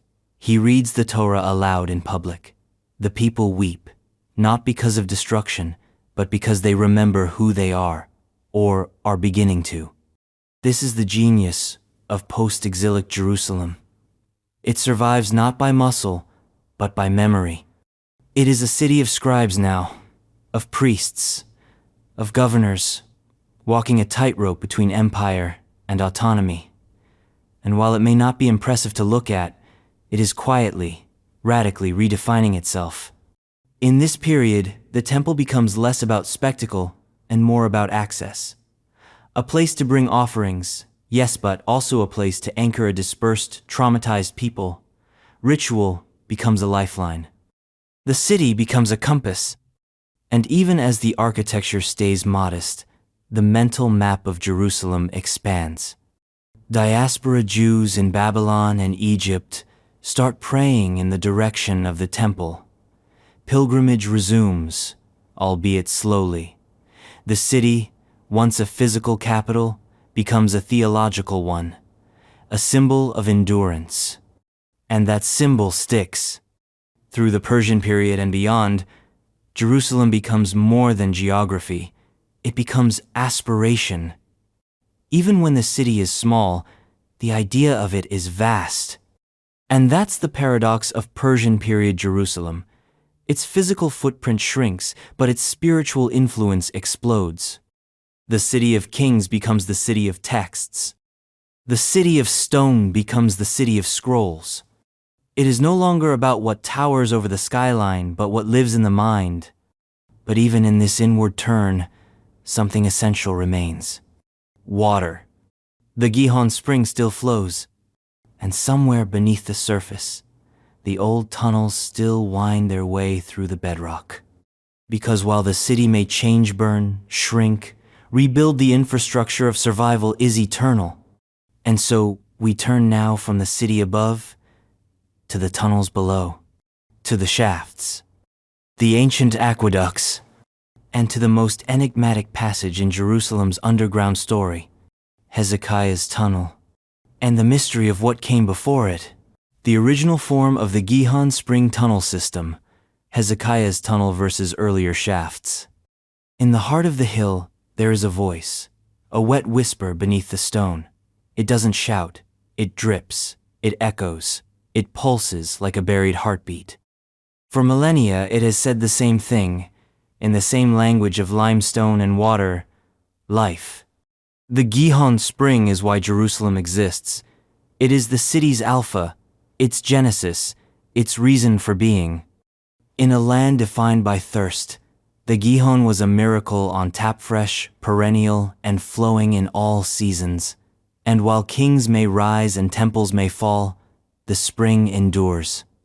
Deep in the bedrock, it flows still, feeding the story with every drop. But as vital as the spring was, its location posed a fatal problem: exposure. The Gihon lies outside the natural ridge of the city of David, down in the Kidron Valley, on the vulnerable eastern slope. In times of peace, that's manageable. In times of war, it's a liability. No ancient city wants its only water source exposed to attackers, and so, from the earliest days of settlement, the people of Jerusalem began digging through rock, into the earth, towards secrecy and security. What they created was not one tunnel, but a system, a hydrological palimpsest layered with ingenuity and panic, religious precision and survival instinct. And its most famous feature is Hezekiah's tunnel, the winding, snake-like conduit carved through solid rock in the late 8th century BCE, channeling water from the Gihon spring to a pool safely inside the city's walls. But Hezekiah's tunnel is just the headliner. The real mystery lies in the stage beneath it, because long before Hezekiah and perhaps even before David, the people of Jerusalem were already manipulating their water, already cutting shafts, already carving secrets into stone. And what they left behind is a network so ancient, so confusing, and so technically audacious that even now we struggle to understand what we're looking at. Let's begin with what's beneath Hezekiah's tunnel, Warren's Shaft. Discovered in the 19th century by British explorer Charles Warren, this nearly vertical shaft drops over 13 meters through bedrock, connecting an upper tunnel near what would later become the city's fortified core with a lower horizontal channel that leads to the spring.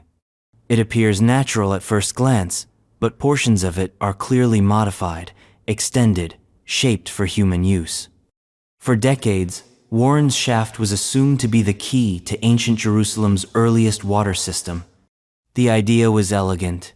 In times of siege, residents could descend into the shaft from within the city, draw water from the spring, and retreat without exposing themselves to enemy fire. It was security through engineering. Genius. But then the questions started piling up. First, the physical challenge. Climbing down and up a vertical shaft while carrying heavy clay jars of water, repeatedly, daily, in an emergency?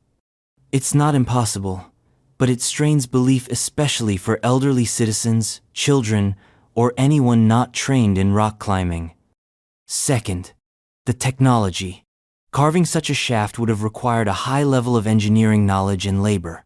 If this was done in the Bronze Age, as some argue, then we are dealing with a community of surprising capability, long before Solomon or even the Jebusites. Third, alternative routes. Because in addition to Warren's Shaft and Hezekiah's tunnel, archaeologists have uncovered other tunnels, some predating Hezekiah, others contemporary, all converging on the same goal: protect the spring. Channel the water. Conceal the access.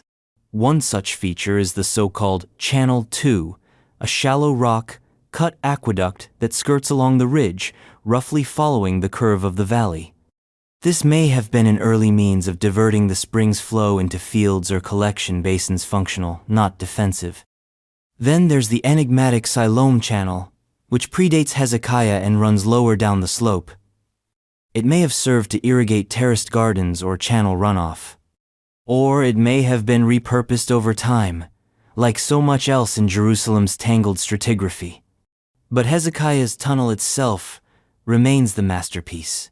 carved in a time of crisis likely around 701 BCE, when the Assyrian war machine threatened Judah, is a marvel of ancient engineering. Over 500 meters long, winding with maddening irregularity through the bedrock, it connects the Gihon spring to the newly constructed pool of Siloam, entirely within the city's defensive perimeter. Two teams started at opposite end zone at the spring, one at the pool and tunneled toward each other, and somehow, impossibly, they met in the middle. How? That's still debated.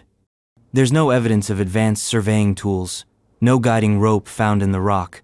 The alignment is so imprecise that the tunnel zigzags and weaves like a drunken snake, and yet they met. At the meeting point, an inscription was found, one of the oldest Hebrew texts ever discovered. It celebrates the moment of convergence, the sound of voices in the stone, the final strike of hammer meeting hammer. It's not just a technical document, it's a poem. A monument to coordination and divine timing. But here's the twist. Even with Hezekiah's tunnel dominating the narrative, it's not the beginning of the story, it's the climax of something older. Because the earlier tunnels, the shaft, the channels, the springhouse structures show that Jerusalem's ancient inhabitants had been managing the Gihon's flow for centuries, maybe even millennia. Some features may date to the Middle Bronze Age, 1800 BCE or earlier. If that's true, then the original tunnel builders weren't Israelites, Jebusites, or any named group from the Hebrew Bible. They were pre-literate, pre-monarchical, and extraordinarily capable. Which leads to the real mystery. How much of Jerusalem's infrastructure predates its myth? How many of the city's so-called Israelite or Judahite achievements are built atop foundations that belong to someone else? Did Hezekiah's engineers invent the system? Or did they inherit it, enhance it, retool it? Is Hezekiah's tunnel a singular act of desperation and brilliance? Or the final chapter in a long tradition of hydraulic wizardry? And perhaps more unsettlingly, how many tunnels are still undiscovered? Jerusalem's underground is only partially mapped. Some areas are inaccessible. Others are politically or religiously sensitive. Every excavation is a negotiation. Every trench is a risk. So for every known shaft, there may be another hidden. For every tunnel we can walk through, there may be others sealed, collapsed, forgotten. A whole city beneath the city. A mirror Jerusalem. Built not in glory, but in fear. Not for the eyes of pilgrims, but for the feet of the desperate. A city that drinks in silence. And even now, as tourists wade through the waters of Hezekiah's tunnel, flashlight beams bouncing off wet limestone, the deeper question remains, what came before? What lies beneath the path we think we understand? And if the lifeblood of the city was hidden so well, what about the bones? Because every city is built not just on water, but on the backs of its dead. And somewhere beneath these stones lie kings, warriors, children, and strangers. An entire underground city of tombs. Which leads to the next mystery. Where exactly were the boundaries of that living city above? And how did they split upper and lower? Elite and ordinary? Sacred and profane? Because if you know where the water flows, you ask where the power rests. And that takes us to the two Jerusalems. The upper city and the lower. The exact location of the upper city and lower city in the Second Temple period. It's the Second Temple period, and Jerusalem is no longer a city crawling from the ashes. It is ascending. Stone by stone, tier by tier, the city stretches toward its golden age. The temple has been rebuilt, first modestly, then gloriously, expanded under Herod the Great into a sanctuary of staggering scale. Pilgrims arrive by the tens of thousands. Markets hum with foreign languages. Soldiers watch from shadows. And towering above it all is not just the Temple Mount, but the city itself, layered like a spine of history split into two halves. Upper city, lower city. A division of geography, of wealth, of power. And even now, 2,000 years later, we still don't fully know where one ended and the other began. The terms themselves come down to us through the Jewish historian Josephus. Writing decades after the destruction of the Second Temple, Josephus offers vivid descriptions of Jerusalem's topography and society. He tells us of two main parts: the upper city, located on a western hill, broad and elevated, and the lower city, stretching eastward, descending toward the Kidron Valley, and clinging to the original ridge, the Old City of David. The lower city is described as dense, cramped, windinga, mass of homes stacked over each other, streets that curl like roots, tight and chaotic. It's the city of the poor, of craftsmen, of immigrants and noise. The upper city, in contrast, is a place of palaces, mansions, luxury, broad streets, order, air. The elite live here, the priestly class, the aristocracy. It is, in Josephus's words, the city's high part geographically and socially. It's a compelling image, a city split not just by terrain, but by class, a vertical map of power. But when archaeologists attempt to draw these lines on the real hills of Jerusalem, the divisions blur. The terms are vivid in text, but elusive in stone. Let's start with the upper city. Most scholars agree it occupied the southwestern hill, what is today known as the Jewish quarter of the Old City and the Mount Zion area. This region is significantly higher in elevation than the original City of David Ridge. It offers a commanding view of the Temple Mount, and its archaeological layers are rich with signs of wealth.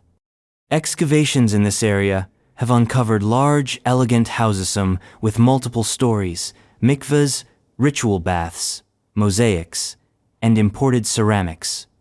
These homes often feature courtyards, paved flooring, and evidence of sophisticated water systems. One such structure is the so-called burnt house, which belonged to a priestly family and was destroyed in the Roman destruction of 70 CE. Another, the palatial mansion, features frescoes, ornate stonework, and a private bath complex. These aren't village homes. They're not even the dwellings of modest means. These are urban villas, Roman style, cosmopolitan, grand, and likely home to members of the Sadducean elite, those who administered the temple, collaborated with Roman authorities, and wielded enormous influence. This is Upper City then, a high, spacious district of privilege. But what about the lower city? This part is more contested. Traditionally, it's identified with the southeastern ridge, the original heart of Jerusalem, the City of David, stretching northward toward the area just south of the Temple Mount. It's lower in elevation, narrower, and geographically constrained by the valleys around it. Josephus describes it as densely populated, packed with homes and workshops, a place of economic activity, not elegant, but vital. Archaeological digs in this area have turned up modest domestic architecture, smaller rooms, fewer luxuries, more utilitarian designs. The ceramics are less decorative, the construction less refined. There are signs of trade and small-scale industry. It's the economic engine of Jerusalem, but not its face. Still, the borders between the two remain difficult to pin down. Jerusalem is a city without clear lines. Its hills merge, its valleys twist. And as the city expanded during the Second Temple period especially, under Herod it began to blur the boundaries. New walls were built. Streets were carved. Aqueducts brought water across valleys. Bridges like the legendary Wilson's Arch and possibly the earlier Hasmonean Bridge connected the Temple Mount to the Western Hill. This infrastructure didn't just link areas physically, it redrew the city's mental map. What began as two distinct districts may have, over time, become more interwoven. Yet the social divide remained sharp. The Temple Mount, positioned between the two, was both literal and symbolic center. The upper city looked down on it, the lower city clustered around it. Pilgrims from the countryside entered the city through its southern gates, Hulda Gates, Robinson's arch climbing up into the courts of the temple. From there, they saw both Jerusalems, the elevated mansions of the priests and rulers, and the crowded streets of the everyday faithful. And then there were the walls. Herod's expansion included the massive platform of the Temple Mount itself, but also reinforced the city's defenses. The so-called First Wall enclosed both the lower city and parts of the upper. Later walls like the Second and Third Walls expanded the city even further, northward and westward. These fortifications didn't just protect, they divided, they defined space, and by extension, identity. But if you stood in the temple and looked west, what did you see? You saw the homes of the high priests. You saw terraces, balconies, the urban core of authority. If you looked east and south, you saw the tangled neighborhoods of workers, pilgrims, and prophets, the domain of dissent, perhaps. The New Testament itself reflects this geography. Jesus preaches in the temple, but retreats to the Mount of Oliveto, the east. He confronts the Priesto, the west.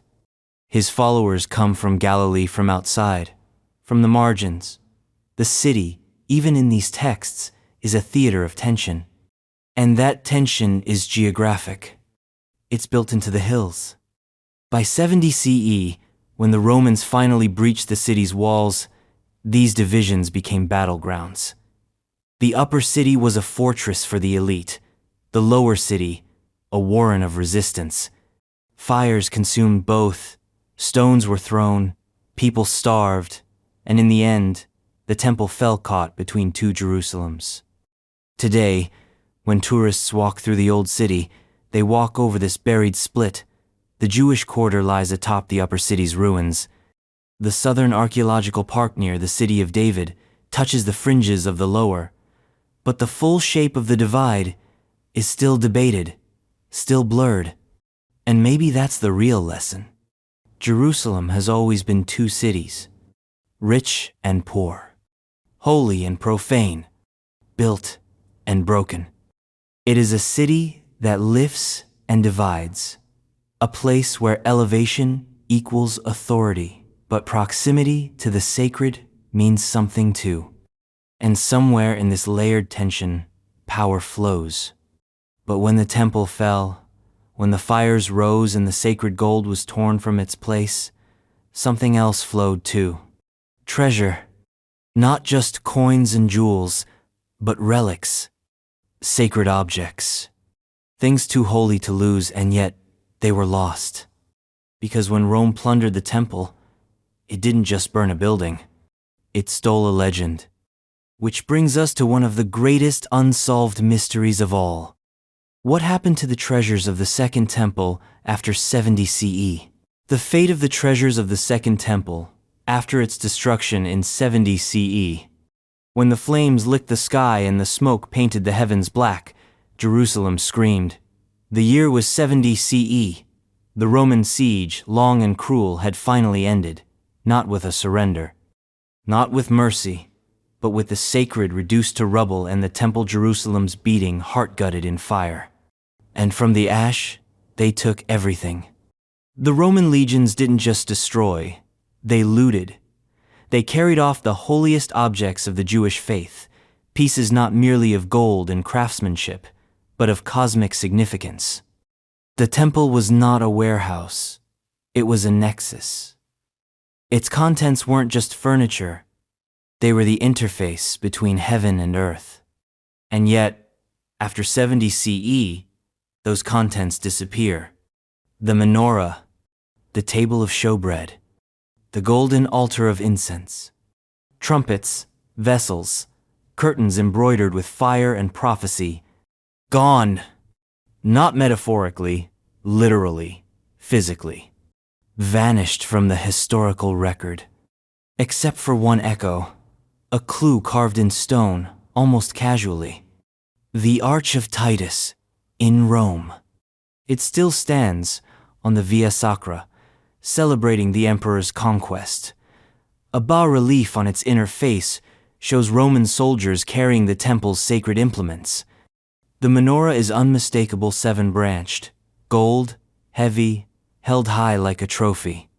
Behind it, other items, the showbread table, trumpets, vessels, ceremonial items. It is the only known contemporary depiction of the temple artifacts. And then, nothing. No further record. No catalog of Roman storage. No accounting of where these divine objects went after their victory parade. Just silence. This silence has fueled 2,000 years of speculation. Because the temple's treasures weren't just religious relics. They were symbols of identity, sovereignty, and presence. Their disappearance is not just a loss, it is a rupture in cosmic order. A crack in the continuity of sacred space. So where did they go? The first theory is the simplest. They stayed in Rome. After the triumph, the spoils were likely deposited in the Temple of Peace Vespasian's celebratory sanctuary in the Roman Forum. This building, erected in 75 CE, was a kind of museum of conquest. Ancient sources describe it as filled with loot from Jerusalem. But the Temple of Peace is long gone, burned, rebuilt, buried under modern Rome. And no definitive record of the artifact's continued presence exists beyond vague references. Which leads to theory 2, they were destroyed. Rome was not eternal. It burned, too. Invaded. Sacked. In 455 CE, the Vandals looted the city, possibly including the temple artifacts if they were still there. The name Vandal is still synonymous with destruction. It is tempting and grimly poetic to imagine the menorah shattered in a barbarian riot, or melted down, sold, lost forever. But then there's theory 3, that the treasures were hidden, smuggled out. Not by the Jews who were largely powerless at that point, but by Romans themselves, perhaps taken by a sympathetic official, or stored in a secret imperial vault. The Vatican archives, that ever-popular black hole of myth, are sometimes floated as a possible resting place. There's no proof, just longing. And then there's the wild theory. The one that doesn't get spoken aloud in respectable company. The one that haunts the margins of theology and archaeology alike. That the treasures were never in Rome, or that what Rome paraded was symbolic, or decoy, or partial. That some of the temple's holiest objects were hidden before the city fell, secreted away by the priests, buried in the Judean wilderness, sealed in desert caves, or sunk into underground chambers beneath the Temple Mount itself. There are precedents. The Dead Sea Scrolls speak of a copper scroll, a list of buried treasures, detailing hiding places across the land. It reads like fantasy, but it exists. And some still believe it might reference real temple items. Others point to esoteric Jewish traditions about Jeremiah, or the prophet Zechariah, or even secret priestly orders preserving the Ark and the menorah until the Messianic age. These traditions are murky, late, symbolic, but they don't vanish. They repeat. And that repetition means something. Because the loss of the temple treasures wasn't just historical, it was psychological. A trauma that never closed. A theft too sacred to accept. The idea that they might still exist somewhere is more than hope. It's theological infrastructure, a linchpin of redemption narratives. And yet, archaeology offers nothing concrete. Not a single shard of the menorah. Not a single golden vessel traced to the Second Temple. Which leaves us in limbo. We know what was taken. We know who took it. We even know what it looked like, thanks to the Arch of Titus. But we do not know what happened after. And that's the cruel poetry of it all. The Roman Empire, so meticulous, so proud of its conquests, never tells us where the holiest spoils ended up. The Menorah, very image that lit the Temple, plunged into historical darkness. And every decade since, someone has claimed to see its glint. In Rome, in Ethiopia, in underground vaults, in messianic dreams, always just out of reach. But if the temple's gold could be taken, another question emerges. How was the temple built in the first place? Who moved the stone? Who carved the mount? Because what Herod built wasn't a shrine, it was a mountain of ambition. And to build it, he needed more than faith. He needed labor. Which leads us to the next question. How exactly did Herod expand the Temple Mount? And who paid the price in sweat and stone? The precise construction techniques and labor force for Herod's Temple Mount expansion. Imagine this. You are standing on a platform so large, so level, and so perfectly aligned that modern engineers still shake their heads. It isn't a mountain, it's the illusion of one. A rectangle of bedrock and backfill, stretching across 36 acres. A space so vast it could fit 25 football fields, yet so sacred that a single footstep in the wrong place could divide nations. This is Herod's Temple Mount. A monument not just to God, but to power. And not just divine power, his power. Herod the Great, the client king of Judea, the master builder of empires, the man who carved cities out of desert and fear, did not just expand the temple, he buried it in glory. And the world has never fully understood how he pulled it off. Let's begin with scale. Before Herod, the Temple Mount was already a sacred space rebuilt in the Persian period, after the Babylonian Destruction, refurbished during the Hasmonean dynasty, and standing quietly in the shadow of foreign domination. But Herod wanted more, much more. Around 20 BCE, he launched an architectural campaign that would make the temple the centerpiece not only of Jewish life, but of Roman spectacle. He would not just rebuild the sanctuary. He would reshape the earth beneath it. The problem? Topography. The natural mount, the hill where the earlier temples had stood, was too small, too irregular, too humble for a king who wanted his monument to touch the sky. So Herod flattened it. Or rather, he didn't flatten the mountain, he expanded it. He built massive retaining walls, extending the platform outward in all directions. These walls were anchored in bedrock, buttressed with vaults and fill, and faced with enormous limestone blocks, some weighing over 500 tons. To this day, some of these stones remain the largest ever used in ancient construction without mortar or modern machinery. The stones were cut in nearby quarries, possibly under the mount itself or in the surrounding hills. They were then hauled into place with methods that remain partly speculative. Theories include wooden rollers, pulleys, winches, and the use of manpower in numbers difficult to fathom. Each stone was fitted using ashlar masonry, smooth faces, tight joints, no gaps. The fit was so precise that even after 2,000 years, many of these stones haven't shifted. So who moved them? That's the second part of the mystery. Herod's workforce was vast. It had to be. This wasn't just a temple. It was an industrial-scale operation. Estimates suggest thousands of laborers worked on the project: quarrymen, masons, engineers, water carriers, carpenters, plasterers, and more.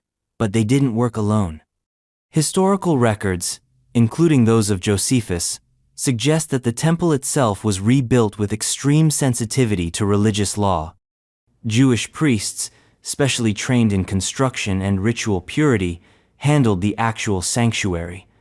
But the platform, the retaining walls, the courts, the porticos that was built by everybody else, and everybody else may have included conscripted labor. Some sources suggest Herod employed forced labor, as kings before him had done. Others argue that laborers were paid, and that the project created a brief economic boom for Jerusalem. In either case, the labor wasn't voluntary in the modern sense. It was mandatory. Herod was not known for gentle persuasion. Yet the workers, whether coerced or compensated, achieved the impossible. They built a platform with 4 walls: the western wall, now the most famous, the southern wall, with monumental steps and gates, the eastern wall, facing the Mount of Olives, and the northern wall, now largely hidden beneath later structures. These walls framed a vast plaza, accessed by gates and monumental staircases. Inside stood the temple itself, dazzling in white stone and gold. The result was staggering. Visitors from across the empire wrote in awe of the Temple Mount: Roman dignitaries, pilgrims, philosophers. They compared it to the wonders of Egypt, the marvels of Greece. The sanctuary, said Josephus, appeared from a distance like a mountain covered with snow. In the sun, it shimmered like fire. And yet, Herod's expansion came at a cost. Not just in coin, in culture. To build what he envisioned, Herod had to demolish parts of the existing Second Temple complex. This was controversial. His status as a Roman puppet made him suspect. His Edomite ancestry made him a political outsider. To win support, he offered lavish compensation to priests and citizens. He promised not to interrupt temple services during construction. He even trained 1,000 priests as stonemasons to work on the sacred spaces. But not everyone was convinced. Many saw Herod's temple as tainted, a monument to ego, not devotion. A Roman theater disguised as a house of God. And beneath the platform, the tensions remain. Because Herod didn't just build up, built down. The substructures beneath the Temple Mount are a world unto themselves. Massive vaults, arched tunnels, water cisterns, ritual baths, foundations so vast they may never be fully mapped. Some were part of Herod's plan. Others were repurposed over time. Some remain inaccessible, politically sensitive, or structurally unstable. And we still don't know how deep they go. There are reports of hidden chambers, sealed gates, and underground passages rumored in medieval texts, whispered in modern forums. Archaeologists tread carefully. Every dig beneath the mount is fraught with risk: religious, political, personal. But here's what we do know. The Temple Mount, as it stands today, is still Herod's work. The platform remains. The western wall still bears his stones. The arches that support the mount are his. The steps, the streets, the very bones of modern Jerusalem walk on his foundations. And still, we don't know everything. How, exactly, were those giant stones lifted? How are the walls aligned with such precision? Who designed the hidden passages? And where, if anywhere, did Herod hide the true cost of his masterpiece? Because this was more than an architectural project. It was an act of rewriting. Herod didn't just build on history. He buried it. He paved over the sacred with the spectacular. He turned a city of prophecy into a city of propaganda. And when Rome turned on Jerusalem in 70 CE, all that glory burned. But not everything was lost. Some walls remained. And some we're still trying to trace. Like the first wall, earliest circuit of defense in the northwest of the city during the Second Temple period. A wall whose path is still debated, and whose presence might just redefine everything we think we know about Jerusalem's size, shape, and soul. The location of the first wall in the northwest of Jerusalem during the Second Temple period. Cities are conversations between stone and time. They speak through walls not just in what they enclose, but in where they're placed, how they bend, where they break. A wall is never just a barrier. It's a declaration, a political line, a social limit, a psychological frontier. And in Jerusalem, walls do more than hold up houses. They define the soul. So when you ask where the first wall ran in the northwest part of the city during the Second Temple period, you're not just asking about architecture, you're asking about power, identity, memory, and one of the greatest cartographic mysteries in the long, echoing history of this city. The first wall, so called by Josephus, writing decades after the Roman destruction of 70 CE, was not the first wall in Jerusalem's history. Far from it. But it was the first of the three great defensive circuits standing in the late Second Temple period. According to Josephus, The first wall was ancient, the original city wall, encompassing the upper city, the lower city, and the Temple Mount. It marked the limits of Old Jerusalem before Herod and the Hasmoneans pushed outward. But here's the problem. Josephus tells us what it enclosed, not precisely where it ran, especially in the northwest. And that corner above the upper city, toward today's Christian and Armenian Quartersis, the blind spot, the missing piece, the place where memory and masonry no longer line up. Let's step back. Jerusalem in the Second Temple period was a multi-walled city. The first wall was the inner ring, the backbone. The second wall extended farther north, enclosing the newer parts of the city. And the third wall, unfinished at the time of the Roman siege, reached even farther, encompassing the suburbs and northern neighborhoods. The third wall's ruins have been partially traced. The second wall's location is hotly debated. But the first wall, parts of it are known, and parts of it are ghosts. Along the southern and eastern flanks, we can see its stones. The line is clear from the area near the southern end of the Temple Mount, curving around the old city of David, climbing the eastern ridge. Sections have been confirmed archaeologically. The wall stood thick and proud, built to withstand siege and scream sovereignty. But as you follow it up the western slope, toward the northwestern corner of the old city, the stones vanish. The terrain flattens. The clues fade. Was the wall there? If so, where exactly did it run? Did it track along what is now the Armenian Quarter? Did it hug the outer edge of the Hinnom Valley? Did it trace a ridge or follow man-made infrastructure? Every few decades, a new excavation claims to find a piece of the answer. A segment of wall, a tower base, a defensive ditch.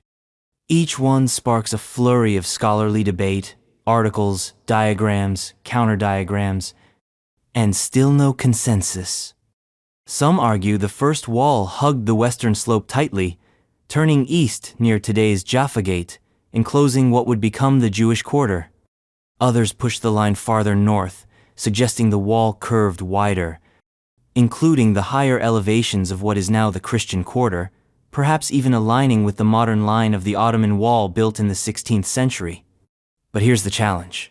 The area has been rebuilt, repaved, redeveloped over and over again.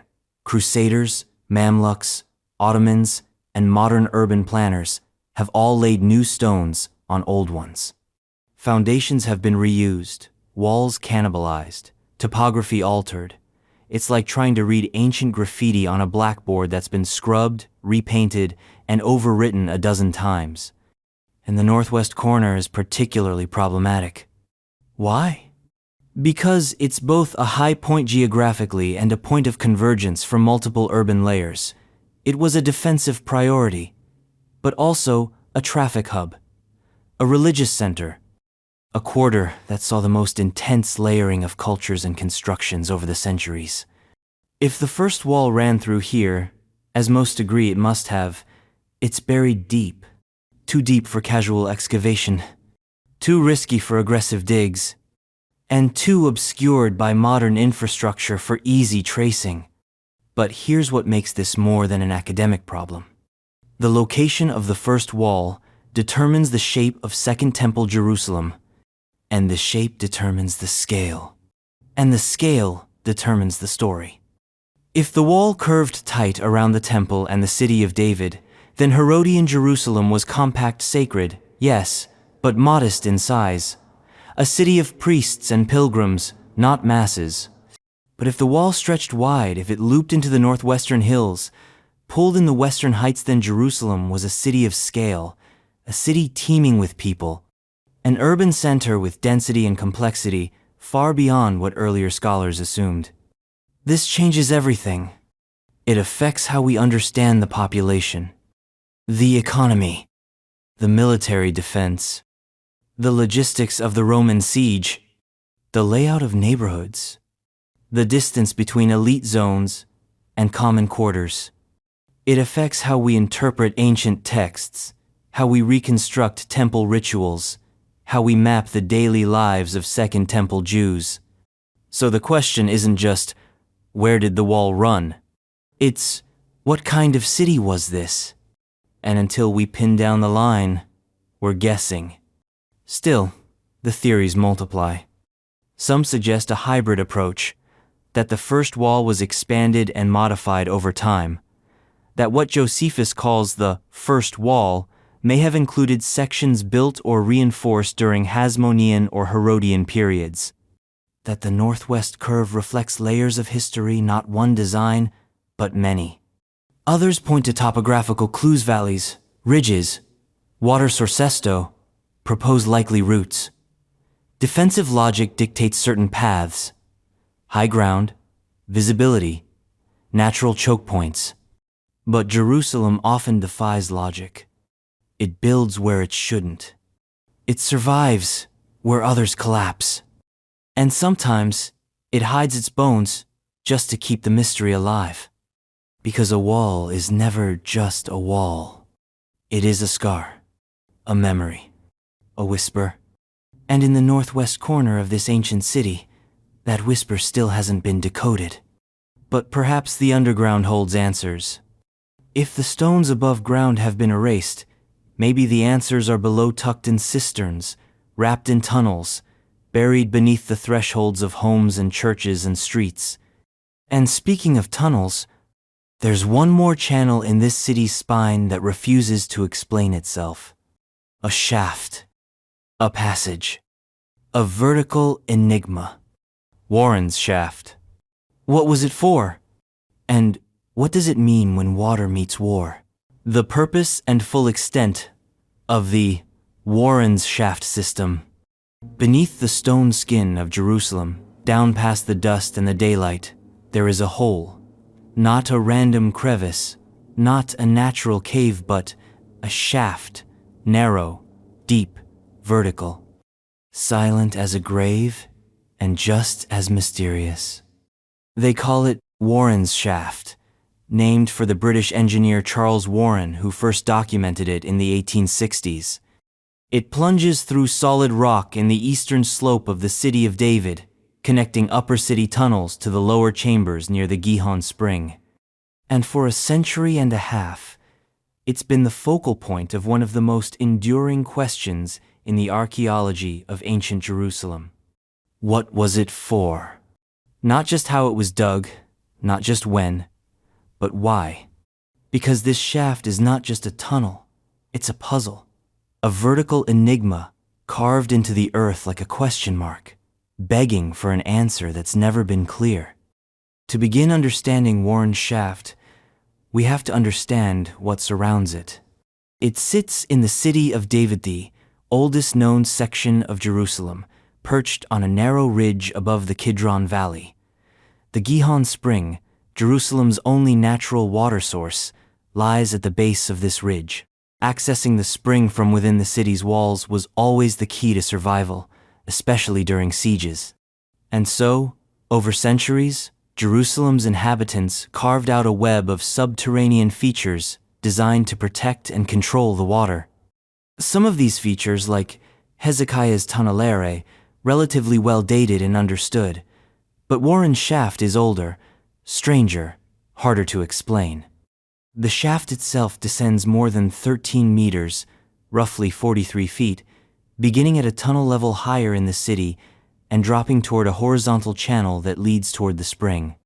At the bottom, it opens into a small chamber where water may once have pooled or been drawn. Here's where the mystery deepens. Some early scholars believed Warren's shaft was the heart of Jerusalem's original water system. The theory was elegant. In times of danger, residents could descend through the shaft from within the city, draw water from the spring, and climb back up without ever exposing themselves to enemy fire. Security through engineering. Ingenuity under pressure. It fit the narrative. A city under siege. A secret tunnel. A lifeline cut through rock. But problems emerged. First, the physical challenge. Climbing down and back up a deep shaft with water jars day after day, siege after siege, no easy task. It's not impossible, but it's not practical. Not for an entire population, not for the elderly, not in crisis. Second, the construction. Warren's shaft has both natural and man-made features. Some parts appear to be modified natural crevices. Others are clearly cut with tools. But if this was a deliberately designed water system, it's not nearly as efficient as later alternatives, like Hezekiah's tunnel. Why dig vertically when you can dig horizontally? Third, the dating. Warren's shaft is notoriously difficult to date with precision. There are no inscriptions, no pottery in situ. The rock doesn't tell its story. Some scholars argue it belongs to the Middle Bronze Age, possibly around 1800 BCE, making it one of the oldest engineered water systems in the world. Others date it to the Iron Age, closer to the time of David or Solomon. Still others think it was never a functional water system at all, but a natural feature retrofitted for unknown purposes. The debates rage. One popular theory suggests that the shaft was used to access water via a bucket and rope system. Water could be drawn from the bottom and hoisted to the top, similar to how wells were used in other ancient cities. If true, it speaks to a level of ingenuity and labor organization early in Jerusalem's history. Another theory posits that the shaft wasn't used regularly, but only in emergencies. A backup plan. A siege-only solution. That would explain the awkward access, the lack of wear on the walls, the minimal sediment. But then there's a darker, stranger idea. Some suggest Warren's shaft was not originally a water access point at all. That it was ritual, or defensive, or symbolic. Imagine this: a vertical shaft, plunging into darkness, positioned at the edge of the sacred spring, a liminal space between city and wilderness, life and death, earth and underworld. In many ancient cultures, such places were used for ritual descent, symbolic purification, or even oracular communication. Water was not just survival, it was sacred. And shafts were not just plumbing, they were portals. Could Warren's shaft have served such a purpose? We can't say. There is no definitive evidence. But the structure's very existence demands explanation. It is too precise to be accidental, too enduring to be useless, and too central to be ignored. Then there's the broader context. Warren's shaft is not alone.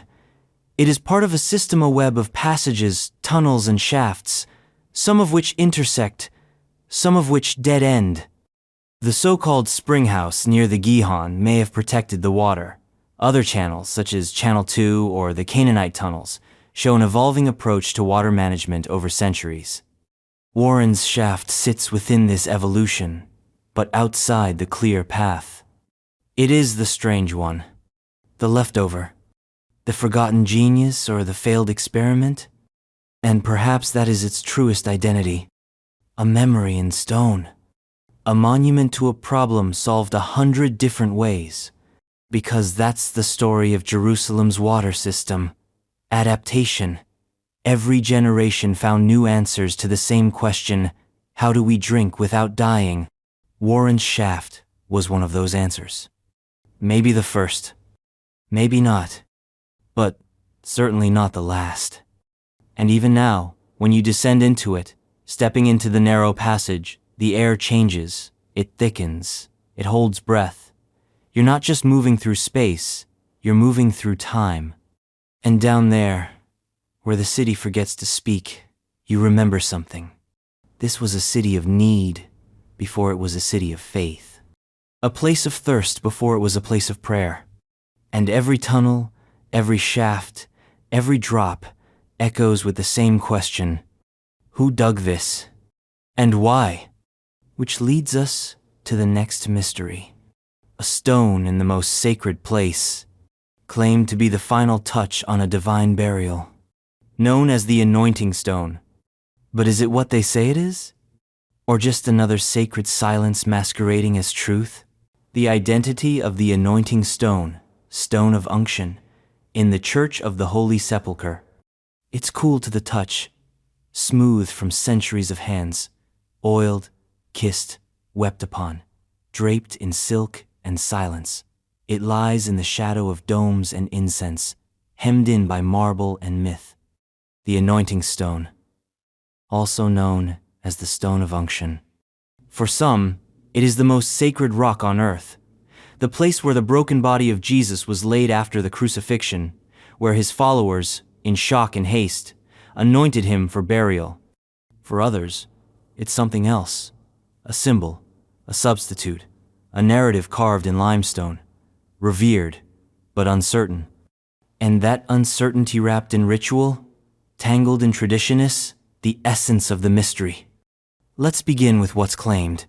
The anointing stone rests inside the Church of the Holy Sepulchre in Jerusalem, not in the empty tomb, not in the crucifixion chamber, but just inside the entrance, near the base of the stairway that leads to Golgotha. There it lies, rectangular, reddish in hue, set in a marble frame, under hanging lamps and brass candelabras. Pilgrims approach it first, before they kneel at the tomb, before they touch the cross, before they trace the steps of agony up the hill.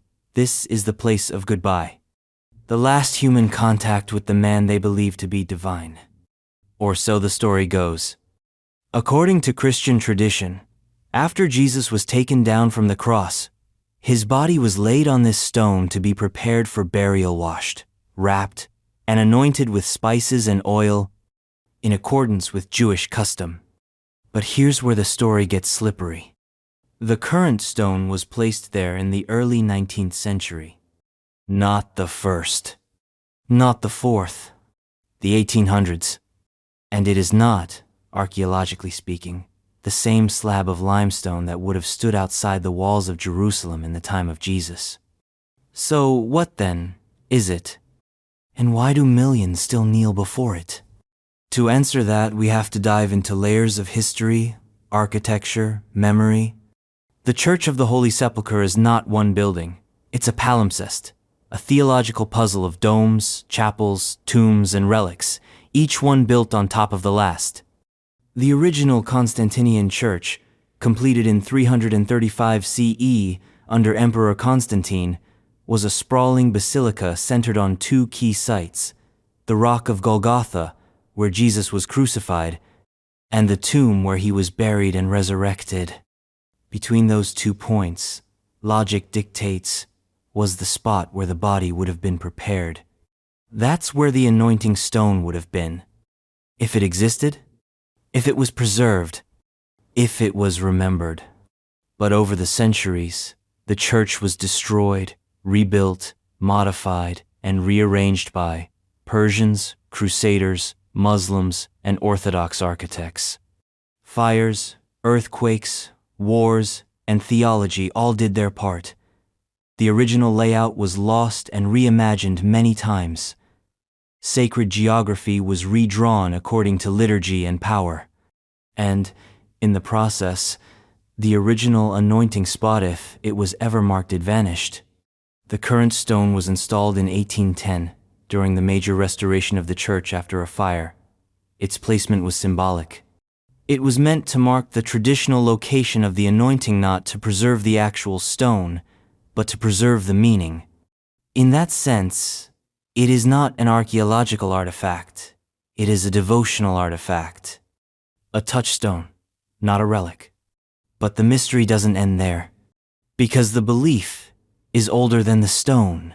Pilgrims as far back as the early medieval period, Byzantines, Crusaders, Armenians speak of the anointing stone. They wrote of it, prayed beside it, traced the contours of Christ's final contact with the earth. For them, the rock wasn't just a slab, it was a bridge between life and death, between flesh and resurrection, between doubt and hope. But was it this rock? Unlikely. In fact, most modern scholars agree the actual location of Jesus' anointing would have been lower than the current floor level, closer to the original bedrock of the city, now buried beneath centuries of construction. There is no direct archaeological evidence tying the current stone to the 1st century. No inscriptions, no ancient references, no continuity of material. And yet, the pilgrims keep coming. They kneel, they touch, they weep, because the stone is no longer just about history. It has become a site of embodiment, a ritual placeholder, a container for grief, reverence, and tactile faith. And that's the paradox. The anointing stone is not authentic in the way archaeology demands, but it is absolutely authentic in the way memory demands. Because in Jerusalem, authenticity is not always about proof. It's about continuity, repetition, presence. And the stone, for centuries, has held that presence. Even as the scholars argue, even as the layers shift, even as the definitions of sacredness evolve, it has become a ritual theater, a reenactment of love and loss. And perhaps, in the truest sense, that is what anointing means: to mark, to prepare, to make something ready for what comes next. And what comes next for Jerusalem, after death and preparation? Burial, but not just of one man, of many, of generations, of kings, priests, strangers. Because while the anointing stone lies in the most sacred interior of the city's bones lie outside, in caves, in tombs, in hillsides. Which leads us to our next question. What did the Church of the Holy Sepulchre originally look like?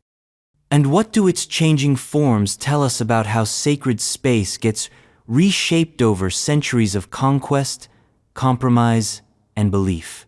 The original layout and appearance of the Church of the Holy Sepulchre. To enter the Church of the Holy Sepulchre is to enter a living contradiction. Stone arches collapse into smoky chapels. Light filters through domes carved out of centuries. The sacred and the scarred sit, shoulder to shoulder. There's a smell of old incense and older blood. Each footstep sounds like a secret. This is no pristine cathedral. This is not polished certainty. This is organized, chaosacrid, disjointed, and unresolved. And behind every wall lies another wall. Behind every altar, another story.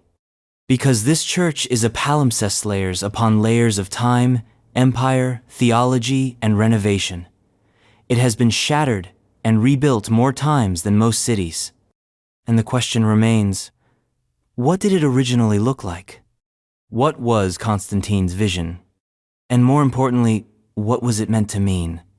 To understand the original layout of the Church of the Holy Sepulchre, we have to rewind the clock to the early 4th century CE. The Roman Empire is staggering under the weight of its contradictions. Pagan gods still dominate the skyline, but the Christian underground is rising. And then, suddenly, shockingly, Constantine the Great makes Christianity legal and then official. And then, he goes even further. In the early 320s, Constantine sends his mother, Helena, to the Holy Land on a spiritual scavenger hunt. Her mission, to locate the true places of Christ's passion, death, and resurrection. Her instructions are vague, the terrain is complicated, but what she finds or claims to find will forever change the geography of Christian faith. Helena returns with news. The site of the crucifixion and the tomb have been located. At the time, the area was covered by a Roman temple built by Emperor Hadrian in the 2nd century. It was a deliberate pagan overlay, Hadrian's effort to erase Jewish and Christian memory from the landscape. The temple was dedicated to Venus, or Jupiter, accounts vary, but Constantine, now backed by imperial authority, orders it demolished. And beneath it, they find something. An empty tomb, a rock cut from limestone, possibly a burial cave. The exact archaeological details are lost to history, but the discovery is enough. Constantine orders a monumental church built on the Cittia Basilica like none the world had seen before. This first version of the Church of the Holy Sepulchre was known as the Martyrium, and it was not just one structure, was a complex. According to historical sources like Eusebius, Constantine's court historian, and the most detailed early source on the church, the layout had three main components. The basilica, martyrium, a massive Roman-style hall built east of the site, with columns, open space, and clerestory windows. This was the main place of gathering, worship, and imperial ritual. The courtyard, atrium, between the basilica and the tomb, was an open-air courtyard, a place of processions and liminality. It separated the gathering space from the sacred core, the rotunda, anastasis. At the western end, directly above the tomb itself, Constantine built a domed structure to encase the empty grave. Anastasis means resurrection. This was not a humble shrine. It was a monumental circular building, ringed with columns, capped with a soaring dome designed to draw the eye and the soul upward. And at the very center, the tomb of Christ. Encased, honored, elevated. The entire complex was walled, controlled, and adorned. Marble gleamed, gold leaf shimmered. The architecture spoke in imperial grammar height, symmetry, procession, and power. This was no underground catacomb. This was the empire's new sacred axis. But even this clarity didn't last. The original Constantinian church stood for about 3 centuries before it was destroyed first by fire, then by Persian invasion in 614 CE, and finally by the deliberate destruction ordered by the Fatimid Caliph al-Hakim in 1009. That last destruction was nearly total. The rotunda was collapsed. The tomb was hacked to rubble. Only fragments survived. And from those fragments, the modern church rose awkwardly, patchily, in waves of restoration by Byzantines, Crusaders, Armenians, Franciscans, Orthodox, and more. Each left their mark. Each added a layer. The result is the Church of the Holy Sepulchre as we know it today, a surreal labyrinth of overlapping claims and uneven architecture. Which brings us to the heart of the mystery. How much of Constantine's original layout survives? And more importantly, how much can we recover? The rotunda built in the 11th century and modified ever since follows the original footprint, more or less. Its columns echo the early design. Its dome rises where the first dome stood. But the proportions are different. The materials are changed. The tomb itself encased in the modern edicule has been so rebuilt, restored, and remodeled that only a few slivers of original rock remain. The basilica? Gone. No trace of the original Constantinian martyrium survives above ground. The Crusaders rebuilt part of the Eastern Church, but it is a shadow of the basilica's former grandeur. Today's main church area is smaller, darker, more crowded. There are no high windows, no vast marble floors, just centuries of soot and supplication. The courtyard? Replaced. Where the atrium once opened the soul to sky, now there are chapels, stairways, and stone passageways.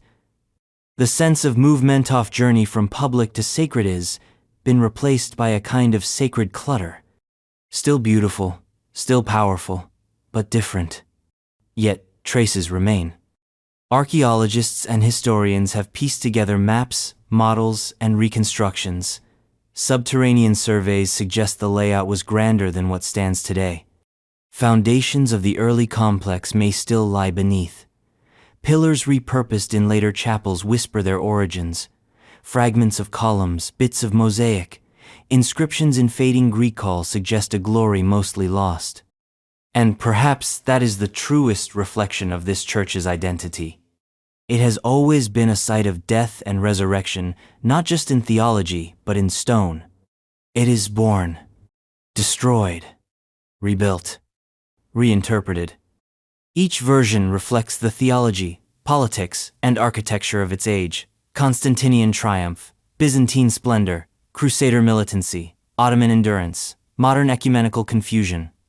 No single version is pure. No moment is untouched by change. And the original layout, so precise, so imperial, so clearest, now a memory buried beneath a living, breathing, ever-evolving church. But maybe that's the point. The early Christians believed resurrection was not a return to what was lost, but a transformation. A new body, a new form, a new mystery. And the Church of the Holy Sepulchre embodies that mystery more than any blueprint ever could. Still, if we want to grasp the full scale of what this church represented, not just as a religious symbol, but as an urban presence, we need to understand the walls around it. The city that encased it, the outer defenses. Which leads us to our next unsolved fragment in the map of ancient Jerusalem. The third wall. Agrippa's Wall. A boundary half built, half known, and still hiding in plain sight. The full archaeological understanding of the third wall of Agrippa. It was never meant to last. That, perhaps, is the most ironic part of all. The third wall of Jerusalem, the largest and final addition to the city's defensive skeleton before its catastrophic fall in 70 CE, was barely completed in time. Some say it wasn't completed at all. Some say it was more bluff than bulwark, a political mirage of stone, hastily thrown together in the shadow of imperial wrath. And yet, 2,000 years later, we are still chasing its ghost. Not the idea of it, not the sketches, but the wall itself's full extent, its true location, its deeper meaning. Because the third wall isn't just about defense, it's about identity. It's about the city's reach, its fear, its ambition. And like everything in Jerusalem, it refuses to reveal itself easily. Let's go back to the beginning. By the mid-1st century CE, Jerusalem was bulging. Herod's monumental projects had transformed the city into a religious and architectural colossus. The Temple Mount was vast and gleaming. Pilgrims poured in. Trade boomed. The population was swelling beyond the older walls. The first wall, the ancient spine of the city, hugged the original urban core, the City of David, the Temple Mount, and parts of the upper city. The second wall, built during the Hasmonean period, stretched north, wrapping around the newer neighborhoods that had sprung up as Jerusalem climbed and sprawled. But by the time of Agrippa, grandson of Herod the Great, a king caught between Rome and rebellion, a third wall was needed, not just for defense, but for control, for legitimacy, for vision. Josephus, our chief source for this period, describes Agrippa's plan in dramatic terms. Around 41-44 CE, he ordered the construction of a massive wall that would encircle the northernmost districts of Jerusalem, areas outside the existing second wall, which had become dense with homes, gardens, and workshops. This third wall, Josephus says, was built of enormous stones, with watchtowers and battlements, and designed to make the city virtually impregnable. But then came the twist. Rome told him to stop. The emperor, Claudius Agrippa's friend, patron, and leaseholder, feared the wall was too ambitious, too defensive, too rebellious. Agrippa, ever the loyal puppet, halted construction, or at least slowed it. Whether the wall was completed at that point is still debated. Decades later, during the Jewish revolt of 66-70 CE, the third wall was finally completed and fortified, this time not by kings, but by rebels. They finished what Agrippa had begun. But it didn't save them. When Titus's legions arrived, the third wall fell first. Josephus, now on Rome's side, watched the siege unfold and recorded the sequence in vivid, partisan prose. He describes how the Romans breached the third wall, moved inward to the second wall, and finally encircled the temple itself. The third wall, the newest and largest, was the most vulnerable. And then it disappears. The wall is gone, destroyed, dismantled, its stones repurposed, its line blurred. So where was it? For centuries, The location of the third wall was speculation, drawn from Josephus's text and topographic logic. Josephus says it began at the tower called Hippicus, probably near the modern citadel at Jaffa Gate, extended north along the city's western ridge, turned eastward across the northern plateau, and eventually joined the old first wall near the Temple Mount. That's a big loop. But what exactly did it encompass? And how do we trace a vanished wall through a city that's been rebuilt a dozen times? Archaeology has offered partial answers.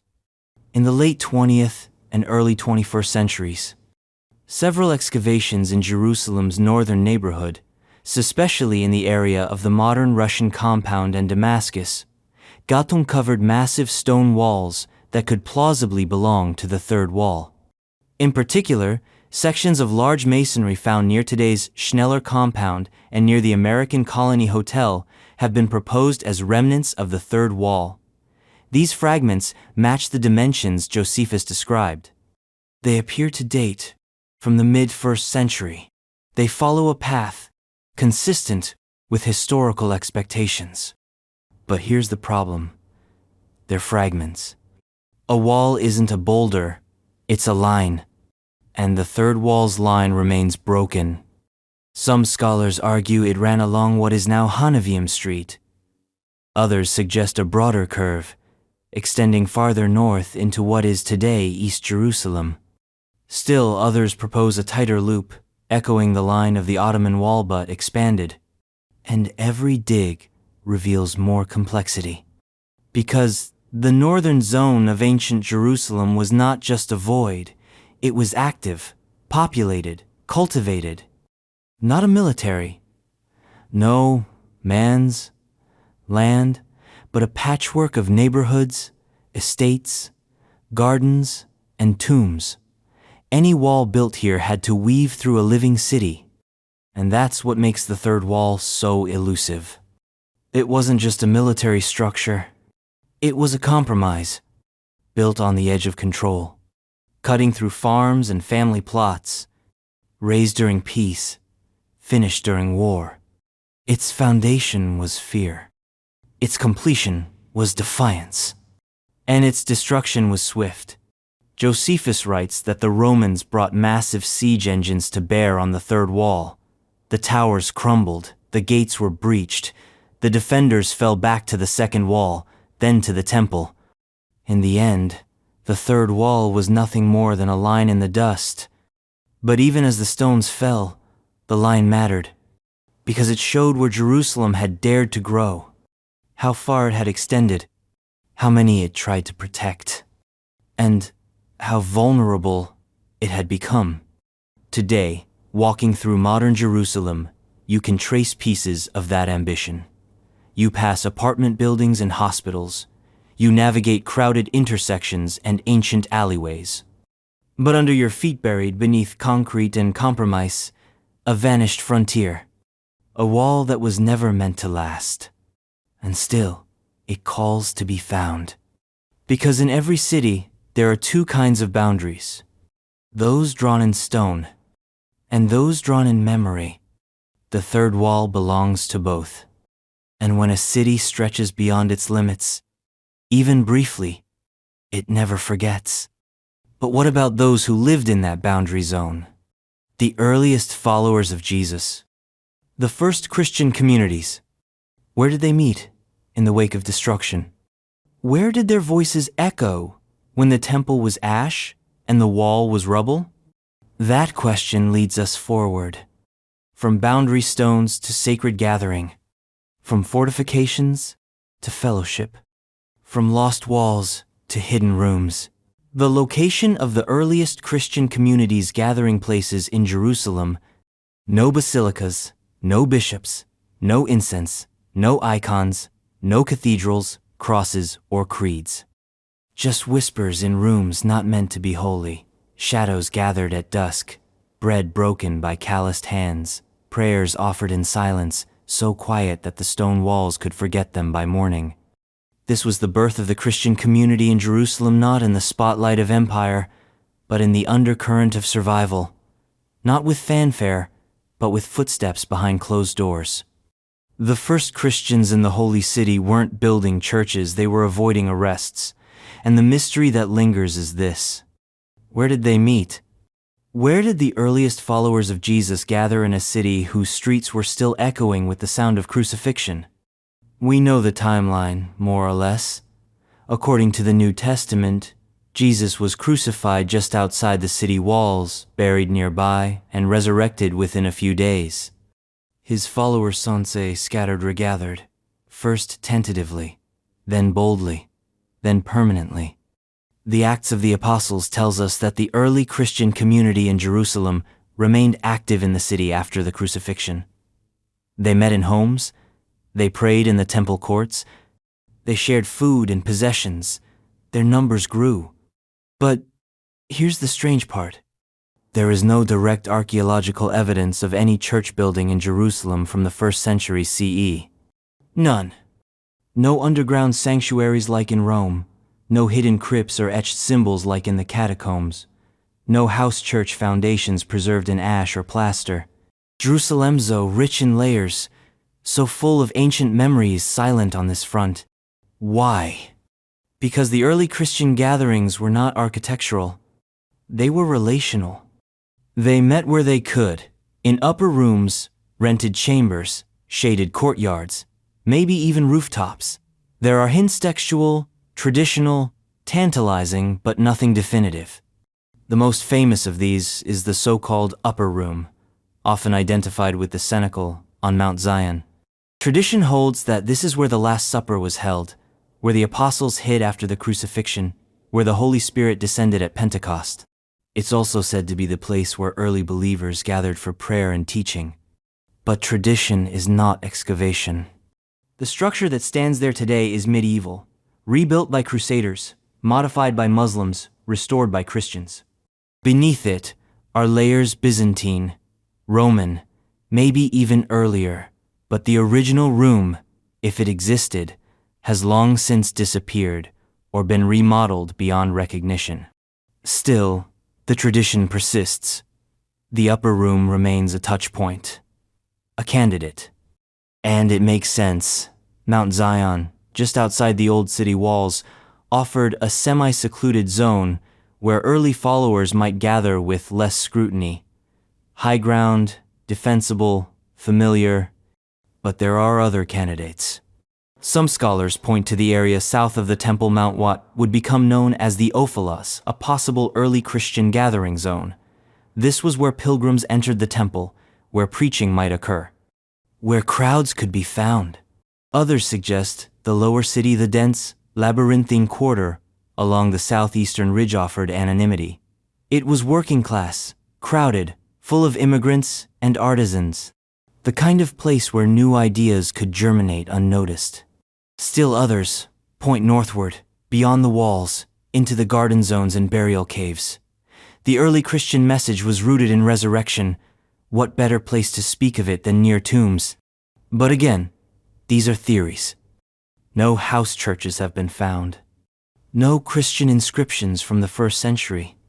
No carved fish, no anchor symbols, no Chiro monograms tucked into stone walls. Why the silence? Part of it is historical trauma. Jerusalem in the 1st century wasn't just changing, it was collapsing. The Roman destruction in 70 CE annihilated much of the city. The temple was leveled, fires swept through neighborhoods, survivors were exiled, enslaved, or killed. If any Christian meeting places had existed before this, they were obliterated. And yet, the Christian community endured.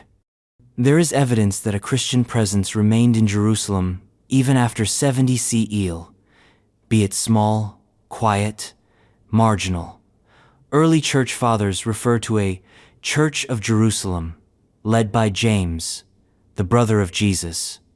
He was executed stoned, according to tradition, but the community he led did not vanish.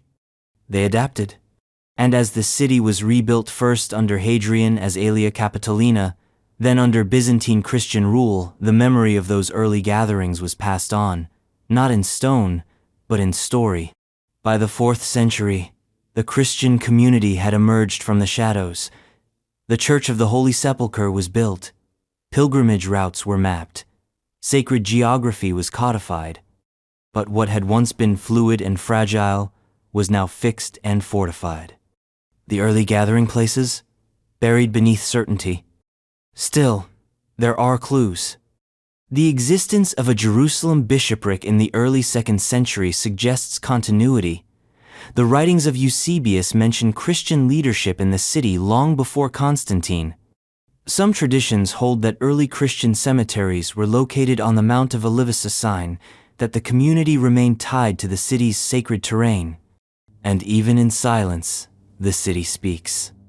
Archaeologists working in the ancient quarters of Jerusalem have found homes with unusual modifications rooms, isolated from others, with benches carved along the walls, facing inward, not definitive, not labeled, but suggestive. A gathering place, perhaps, a teaching room. And the memory of persecution lingers too. Early Christians had reason to remain discreet. Both the Roman authorities and the Jewish leadership viewed them with suspicion. Meetings had to be hidden, membership had to be careful, faith had to be flexible. So they met in places that didn't look holy, places that didn't draw attention, places that could vanish without a trace. And they did. But the tradition didn't vanish. By the time Helena arrived in the 4th century, local Christians pointed her to places they believed were authentic: the tomb, the hill, the upper room. She followed their stories, not archaeological maps, and she built her son's empire around their memories. That empire is mostly gone, but the mystery remains. Where did they meet? Where did they first whisper the resurrection? Where did they break bread in fear and joy? We may never know the exact rooms, but we know the city.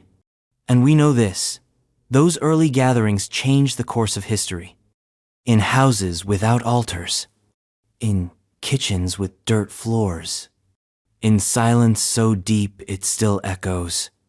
And as the centuries rolled on, the sound of those voices was drowned out by war, by revolts, by total destruction. Which brings us to the next silence carved into stone. The ruins left after the Bar Kokhba revolt. A final, brutal rebellion. A razing so complete that even memory flinched. The extent of destruction and rebuilding in Jerusalem following the Bar Kokhba revolt, 132-135 CE. There are certain silences in history that ring louder than explosions. And Jerusalem, the year 136 CE, was one such silence.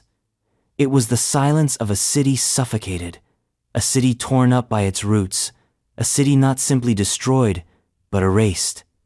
If the destruction of Jerusalem in 70 CE by the Romans was a hammer blow loud, brutal, unforgettable, then the aftermath of the Bar Kokhba revolt was the grinding stone that followed, slow, relentless, total. The Bar Kokhba revolt began in 132 CE. It was the final act in a trilogy of catastrophe. The first was the Great Revolt, which ended with the temple in ashes. The second was a brief, simmering resistance. And the third, this one, was an eruption. The last, desperate scream of a people who refused to disappear. Simon Bar Kokhba was its name and its face. Charismatic, militaristic, a self-declared messiah to some, a nationalist visionary to others. He organized a resistance so massive, so unexpected, that it nearly broke the spine of Roman authority in Judea. For 3 years, he held ground, minted coins, built fortresses, controlled cities. And then, as empires tend to do, Rome responded. Not with tolerance, not with treaties, but with force so overwhelming it felt like a divine curse. Hadrian the emperor, who had built walls in Britain and temples in Athens, decided to solve the Jerusalem problem once and for all, not by conquering the city again, but by deleting it. The Roman campaign was merciless. They sent not just legions but reinforcements of legions' armies from across the empire. Historical accounts speak of staggering losses on both sides, though exact figures are elusive. What's clear is the scale of devastation. Villages razed, forests burned, populations decimated. And when they reached Jerusalem, they didn't merely punish it. They reimagined it. Jerusalem, as it had been known, ceased to exist. Hadrian renamed it Aelia Capitolina, Roman colony, named after himself and Jupiter Capitolinus. The Jewish city was buried. Not metaphorically, physically. Entire quarters flattened, roads redrawn. Pagan temples built on sacred ruins. The memory of Jerusalem was not suppressed, it was repackaged. And that is the mystery. Not just what was destroyed, but what was rebuilt. And what, if anything, survived. So let's talk destruction. Archaeological evidence confirms widespread leveling across Jerusalem's previous sacred landscape. The Temple Mount, already ruined since 70 CE, was further desecrated. Jewish access was prohibited. The city's gates were remade. New streets were laid in the Roman grid pattern. Roman baths, forums, statues. The erasure was methodical. But how deep did it go? Beneath the surface, traces remain. In excavations beneath the modern Old City and around the Western Wall, archaeologists have found layers of ash and debris consistent with mass destruction. Coins from the Bar Kokhba period marked with images of the temple and phrases like, "to the freedom of Jerusalem," have been found crushed into layers of burnt material, a final message from a city that would no longer speak. Jewish inhabitants were expelled from Jerusalem completely, not just as a political move, but as a spiritual insult, a theological exile. To replace them, Hadrian brought in Roman veterans and citizens. He built a city in their image, a Roman city, with colonnaded streets and imperial temples, including, according to multiple sources, a temple to Jupiter on the Temple Mount itself. That was the depth of the replacement. The holiest site of the Jews, where Abraham was said to have bound Isaac, where Solomon built the first temple, where Herod's golden sanctuary once stood, was now the base of a pagan idol. The insult was total. The memory was outlawed, and yet somehow not forgotten. Now let's talk rebuilding. Because even in destruction, something new always rises. Aelia Capitolina was not a ghost town. It was a functioning Roman city. Archaeological evidence shows a robust urban environment with public works, stone pavements, aqueducts, and civic infrastructure. The Cardo city's main north-south road was laid during this time, running through what is now the Jewish quarter. Along this Cardo, shops were built, columns stood, commerce returned. But it was Roman commerce, Roman administration, Roman architecture. Not a resurrection of Jerusalem, but a resurrection of something else in its place. And the Jewish presence? Gone. For almost 2 centuries after 135 CE, Jews were forbidden from living in Jerusalem. They were allowed to visit only once a year on Tisha B'Av, the day commemorating the temple's destruction. And even then, only to mourn. But this absence was not the end. Because while the city was renamed, the memory was not. By the 4th century, the Christian Roman Empire had emerged. Constantine converted. His mother, Helena, went on her sacred scavenger hunt. And suddenly, the ruins of old Jerusalem mattered again, only now, for a different faith. Christian shrines began to dot the city. The Church of the Holy Sepulchre was built. Golgotha was re-identified. The tomb was rediscovered or claimed. And while the Jewish city remained banned, the Christian city began to grow.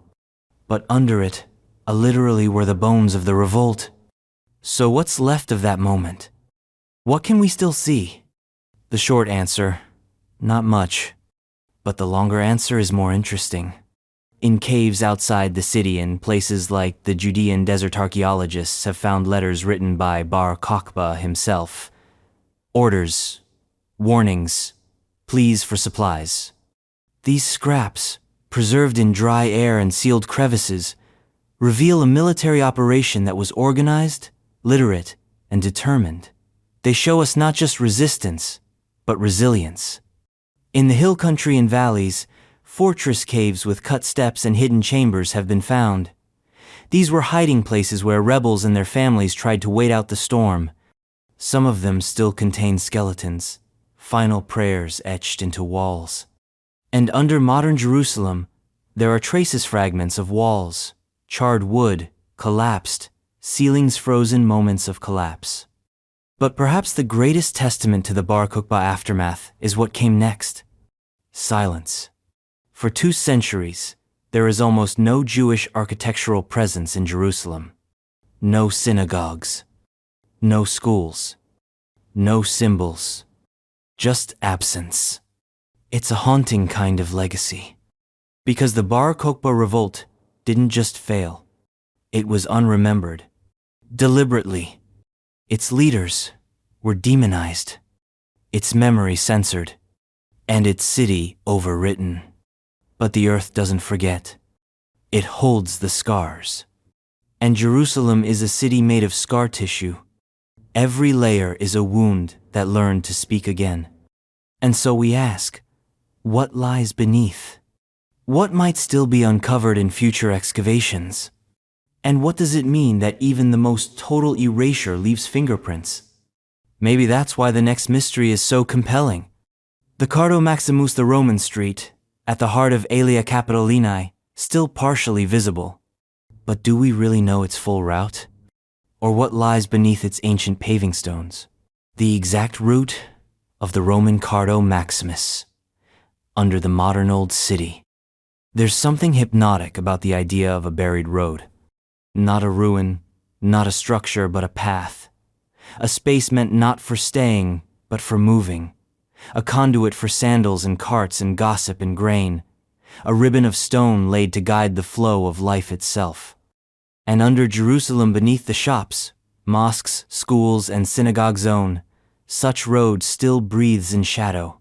The Cardo Maximus, the Roman artery of Aelia Capitolina. The spinal column of a city once rebranded and rebuilt on the bones of its former self. But here's the mystery. We've only seen part of it. The rest? Still missing. Or rather, still sleeping. So what do we know about the Cardo Maximus? Let's walk it from the start.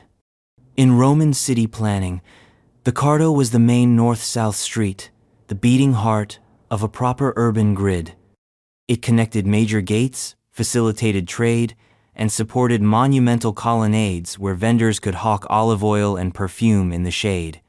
Paired with the Decumanus, the east-west road, the Cardo helped stamp order onto chaos, empire onto earth. After the Bar Kokhba revolt and the city's transformation into Aelia Capitolina under Hadrian, this Roman template was applied to Jerusalem. The original sacred topography was buried under rationality, symmetry, and stone. Temples to Jupiter and Venus rose. Baths and forums replaced synagogues and sanctuaries. And in the center of it all, a Cardo.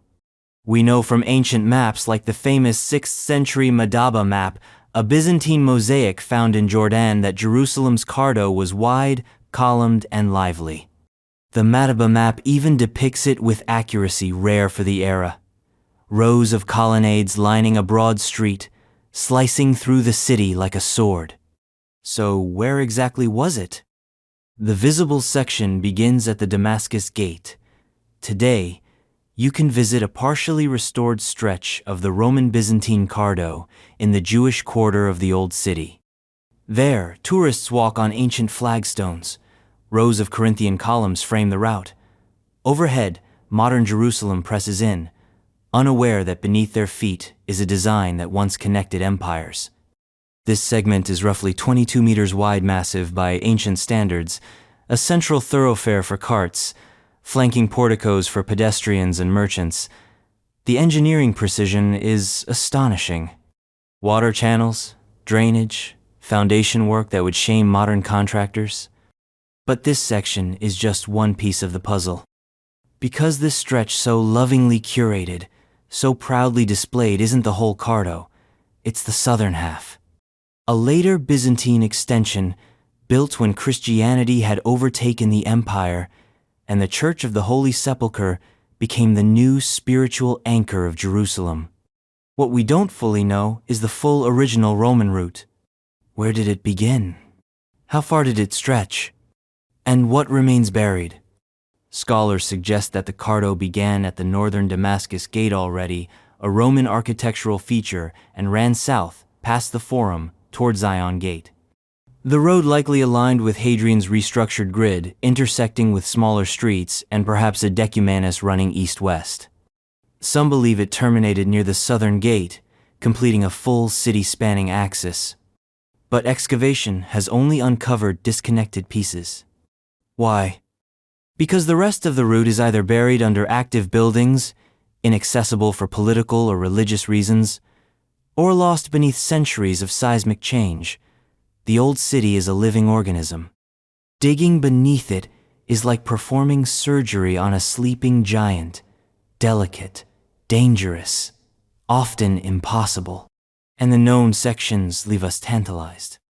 There are fragments of the Cardo beneath Christian and Muslim quarters, in basement shops, under church floors, walls that don't match their surroundings, pavement stones that lead nowhere.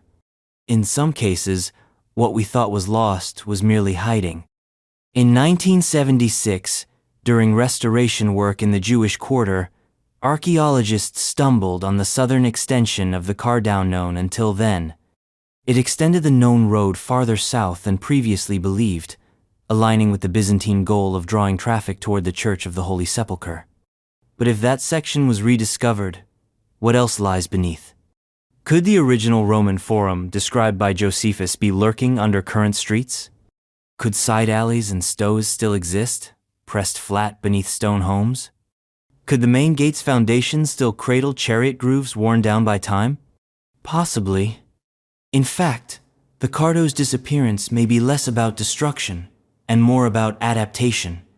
Over time, as Jerusalem shifted from Roman to Byzantine to Islamic control, the street didn't vanish. It morphed, it narrowed, changed names, was absorbed into markets and neighborhoods. Stone was recycled, pillars repurposed. The empire's spine was digested by a city that refuses to be pinned down. Even today, the souks and alleyways of the Muslim quarter roughly align with the trajectory of the old Cardo. The shops may sell spices instead of amphorae. The sounds may be Arabic instead of Latin. But the shape of the street remembers. It always remembers. Still, the full map remains elusive. Archaeologists rely on a combination of ground-penetrating radar, architectural analysis, and educated guesswork to trace the Cardo's potential line. But Jerusalem is stingy with her secrets. She guards her buried bones well. And the question isn't just where the Cardo was, but what it meant. Because this road wasn't just transportation, it was transformation. It signaled the city's reinvention. A Jerusalem without Jews. A sacred place turned imperial outpost. A holy city renamed, rebranded, regridded. And yet, ironically, it also paved the way for resurrection.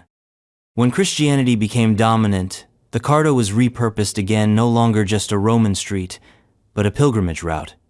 It carried monks and martyrs, bishops and beggars, all heading toward the Holy Sepulchre. A road of conquest became a road of devotion. Today, it's a tourist attraction. But beneath the tourists, beneath the souvenir shops and falafel stands, the original flagstones remain. Waiting, not just to be uncovered, but to be understood. Because every road has a direction, and every direction has a destination. And maybe, just maybe, the Cardo Maximus was always meant to lead us deeper into the layers of a city that never truly dies. But before the Cardo, before Aelia, before Agrippa and Hadrian and Constantine, there may have been something else on this sacred ground. A temple. Not Solomon's, not Herod's Antenna, but something older. A whisper of worship that predates the Bible itself. Could it be that long before kings and crusaders, there was already a holy place on this hill? And if so, what evidence remains? The existence of a pre-Davidic Jerusalem temple, or cultic site. Long before the gleam of Solomon's bronze altar caught the sun, before the Ark of the Covenant supposedly came to rest on Mount Moriah, before David danced in the streets of a freshly conquered city, there may have been something already there. Not a palace, not a fortress, but a temple, or something like it. And herein lies one of Jerusalem's most haunting questions. Was there a cultic city, a temple, shrine, or sacred platform on the Temple Mount or elsewhere in the city before the Israelites arrived? This is not just an archaeological curiosity. It's a challenge to linear history, a disruption to theological architecture, because if true, it reframes everything we think we know about Jerusalem's sacred status. It suggests that the city's holiness wasn't imposed on it by the Bible but predated it, that Jerusalem didn't become sacred, it was sacred, always. Let's start with what's plausible. The site, known as the Temple Mount, the raised platform that now holds the Dome of the Rock and Al-Aqsa Mosque, been a center of religious gravity for over 3,000 years. But its early history is a black hole. It's the most archaeologically restricted place in the city. Excavation is banned. No spades, no scans, just speculation. Which means any theory about a pre-Davidic temple there begins not with discovery, but with absence. And yet, the question refuses to die. Some scholars suggest that when David took Jerusalem from the Jebusites, he wasn't just taking a city, he was taking a sanctuary. In 2 Samuel, David doesn't raise the Jebusite holy places. He co-opts them. He buys the threshing floor of Araunah. He, likely a high place on the hilltop, and declares it the site of the future temple. This act, described almost in passing, is loaded. Why buy a threshing floor unless it already held some ritual significance? Threshing floors weren't just agricultural sites. They were flat, elevated, often windswept platforms, perfect for both processing grain and offering sacrifices. In the ancient Near East, threshing floors were commonly linked with divine encounters. They were boundary zones between the cultivated and the wild, between human effort and divine will. So perhaps the site was already holy, not to Yahweh, but to El, or Baal, or Shalem, the Canaanite god whose name may echo in Jerusalem itself. Here we edge into deeper mystery. The name Jerusalem predates David by centuries. It appears in Egyptian texts from the 19th and 14th centuries, BCEs, Urusalim, or Rushalimum. The root Salim may refer to a deity of peace or dusk. If so, the city's very name points to a cultic identity older than Israel itself. And then there's Melchizedek. This shadowy figure appears in Genesis as the king of Salem and priest of El Elyon, God Most High. He blesses Abraham, he offers bread and wine, he receives tithes, and then he vanishes. But his presence implies something startling, that Jerusalem, then called Salem, already had a priest, king structure, already had ritual, already had sacred ground. Melchizedek is not described as a pagan. He's not condemned. He's absorbed. His title, priest of God Most High, is later used for Yahweh. And in the Psalms, he becomes a prototype.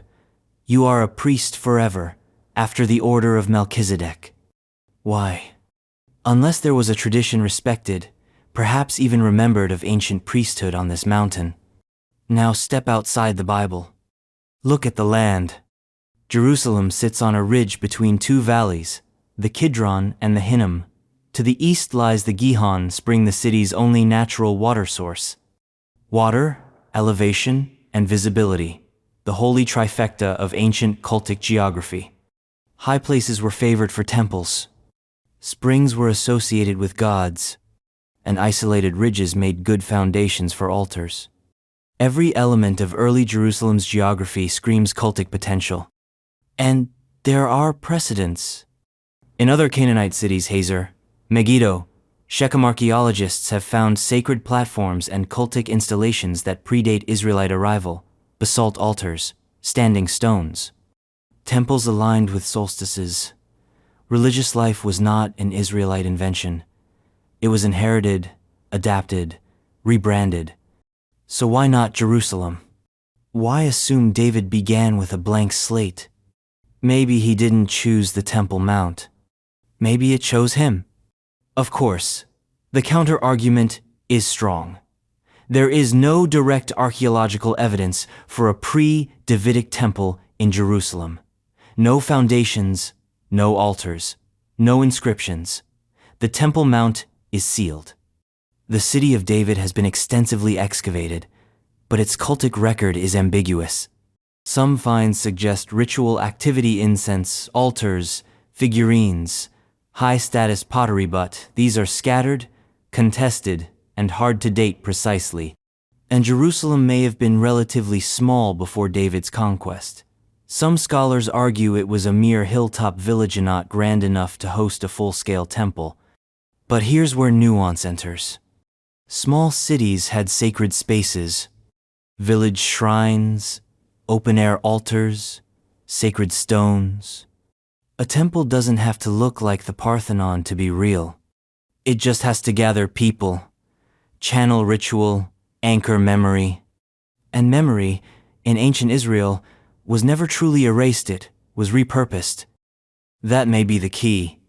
When Solomon built his temple, he didn't start from scratch. He used local labor, Canaanite craftsmen, Phoenician cedar.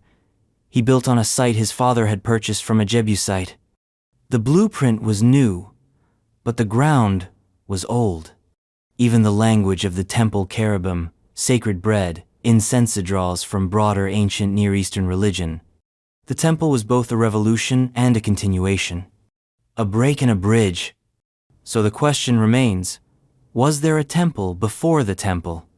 If we're asking about massive stone halls, probably not.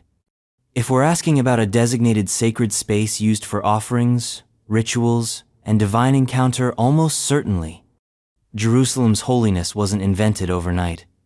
It was layered, inherited, refined. David didn't conquer a void.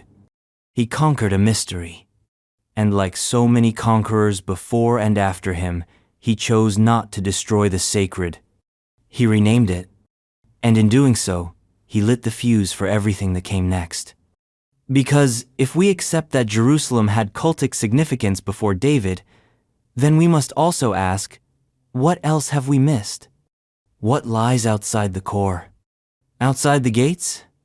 In the hills? In the stones? In the graves? The ancient necropolis of Jerusalem waits there. Silent, massive, and only partly mapped. The precise location and extent of the ancient necropolis. Outside the city of David. Jerusalem is a city built on bones. Not metaphorically, not symbolically, literally. Beneath her streets, behind her walls, carved into her cliffs and layered into her slopes, are tombs. Hundreds of them. Thousands. Carved, chambered, sealed, and forgotten. Every hill whispers death. Every valley holds the quiet of centuries. And nowhere is this more hauntingly true than just outside the ancient boundaries of the city of David, where a necropolis once sprawled across the landscape like a second city one for the dead. Its precise location and full extent? Still debated. Still uncertain. Still mysterious. And that's the problem. We know it existed. The archaeological traces are undeniable. But like everything in Jerusalem, the ancient necropolis refuses to draw a clear map. Instead, it gives us fragment-scarved niches in limestone, collapsed ceilings, broken ossuaries, undecorated shafts, and hints of grandeur buried under apartment blocks and traffic circles. So, let's begin with what we do know. The city of David, Jerusalem's earliest known urban core sits atop a narrow ridge south of the modern Old City. To the east, the ridge slopes into the Kidron Valley. To the west, the Hinnom Valley yawns wide. These valleys, though now lined with roads and terraced with stone, were once wild, wooded, and perfect for burials. Because that's the first rule of ancient Jerusalem. You didn't bury the dead inside the city. Not just because it was impractical, but because it was impure. The dead carried ritual defilement. They were to be honored, yes, but kept at a distance. The hillsides became cemeteries. The valleys became sanctuaries of silence. And so the necropolis grew not in one place, but in clusters. Tombs carved into cliff faces, caves expanded into family burial chambers. Rock-cut graves arranged like the rooms of the living. Entryways, benches, niches, sometimes even columns. This wasn't just disposal. This was design. The necropolis outside the city of David is thought to have begun as early as the Middle Bronze Age, around 1800 BCE. Some of the oldest tombs lie on the slopes facing the Gihon Springen area that, according to some scholars, served both the living and the dead simultaneously. By the Iron Age, especially during the 8th and 7th centuries BCE, Jerusalem's population had grown, and so did its death industry. Monumental tombs began to appear along the slopes of the Kidron and Hinnom valleys. These were not holes in the ground. They were status statements, carved facades, multi-roomed complexes. Burial was not just an endit, was a resume etched in stone. Take, for example, the famous Tomb of Pharaoh's Daughter, a name given by 19th century explorers, though its actual occupant is unknown. Carved into the cliff above the Kidron Valley, its architecture shows Egyptian influence, suggesting connections or aspirations well beyond the hill country. Then there's the cluster of Iron Age tombs in Silwan, a modern-day neighborhood built directly over one of Jerusalem's richest necropolises. These tombs, cut deep into bedrock, featured gabled ceilings, carved benches, and burial shafts. Some were looted, some collapsed, some remain untouched, sealed behind modern walls. Among these, one tomb stands out, the so-called Tomb of the Royal Steward, discovered in the 19th century. Its inscription, partially preserved, read something like, "This is the tomb of Yahoo who is over the house." That last phrase, "over the house," matches biblical terminology for a high official, likely a steward or governor under the king. This is important. It's not just a tomb. It's a name, a rank, a glimpse into a forgotten life. The necropolis, in other words, was stratified. Elites were buried with inscriptions and architecture. The poor, in smaller, simpler tombs, often reused, often unmarked. This reflects not just social hierarchy, but urban geography. The more important the person, the closer their tomb was to the main routes in and out of the city on the high cliffs facing the city gate, visible to passers-by. These were tombs with a view, death as declaration. But how far did the necropolis stretch? This is where things get murky. The Kidron Valley necropolis is fairly well documented, thanks to decades of surveys and excavations. But what about the western side? The slopes of the Hinnom Valley? The northern ridge? Tombs have been found there, too many from later periods, Hellenistic, Roman, Byzantine. But their Iron Age presence is harder to pin down. Construction, urban sprawl, and centuries of war have erased much of the landscape. Some tombs were converted into cisterns, others were quarried, still, others were built over. Their entrances sealed beneath foundations, their presence inferred only from strange voids on blueprints. And then there's the Temple Mount. Most assume no burials occurred there, too sacred, too central, but given the limitations on excavation, we can't be certain. What if earlier inhabitants didn't see it as sacred? What if the line between holy ground and burial ground was thinner in earlier ages? Another overlooked area is the southern ridge, leading toward the modern neighborhood of Abu Tor. Caves and tombs dot this zone, many unstudied, many undocumented. Some scholars suggest that during the later Iron Age, when Jerusalem's population swelled with refugees from the northern kingdom, burial extended into these outer zones. And what about the subterranean? Jerusalem is famously layered. Entire ancient streets lie beneath modern ones. Tombs, too, may lie deeper than we've ever dug. In some cases, archaeologists suspect the existence of double or even triple-tiered necropolis generations of tombs carved into the same cliff, one atop the other, with later families oblivious to what lay beneath. And so the mystery grows. Because mapping a necropolis isn't like mapping a city. Cities declare themselves. Tombs do not. They wait. They hide. They resist discovery. And when they are found, they rarely give more than they must. No grave ever says, "Here is the full story." It says, "Here is the last sentence." But even that is powerful, because these tombs, these rock-hewn echoes, tell us things no text can. They tell us what the people feared, what they valued, how they viewed the afterlife. Some tombs are oriented eastward facing sunrise, rebirth. Others face the city-eternal connection. Some are packed with pottery, offerings, bones carefully arranged.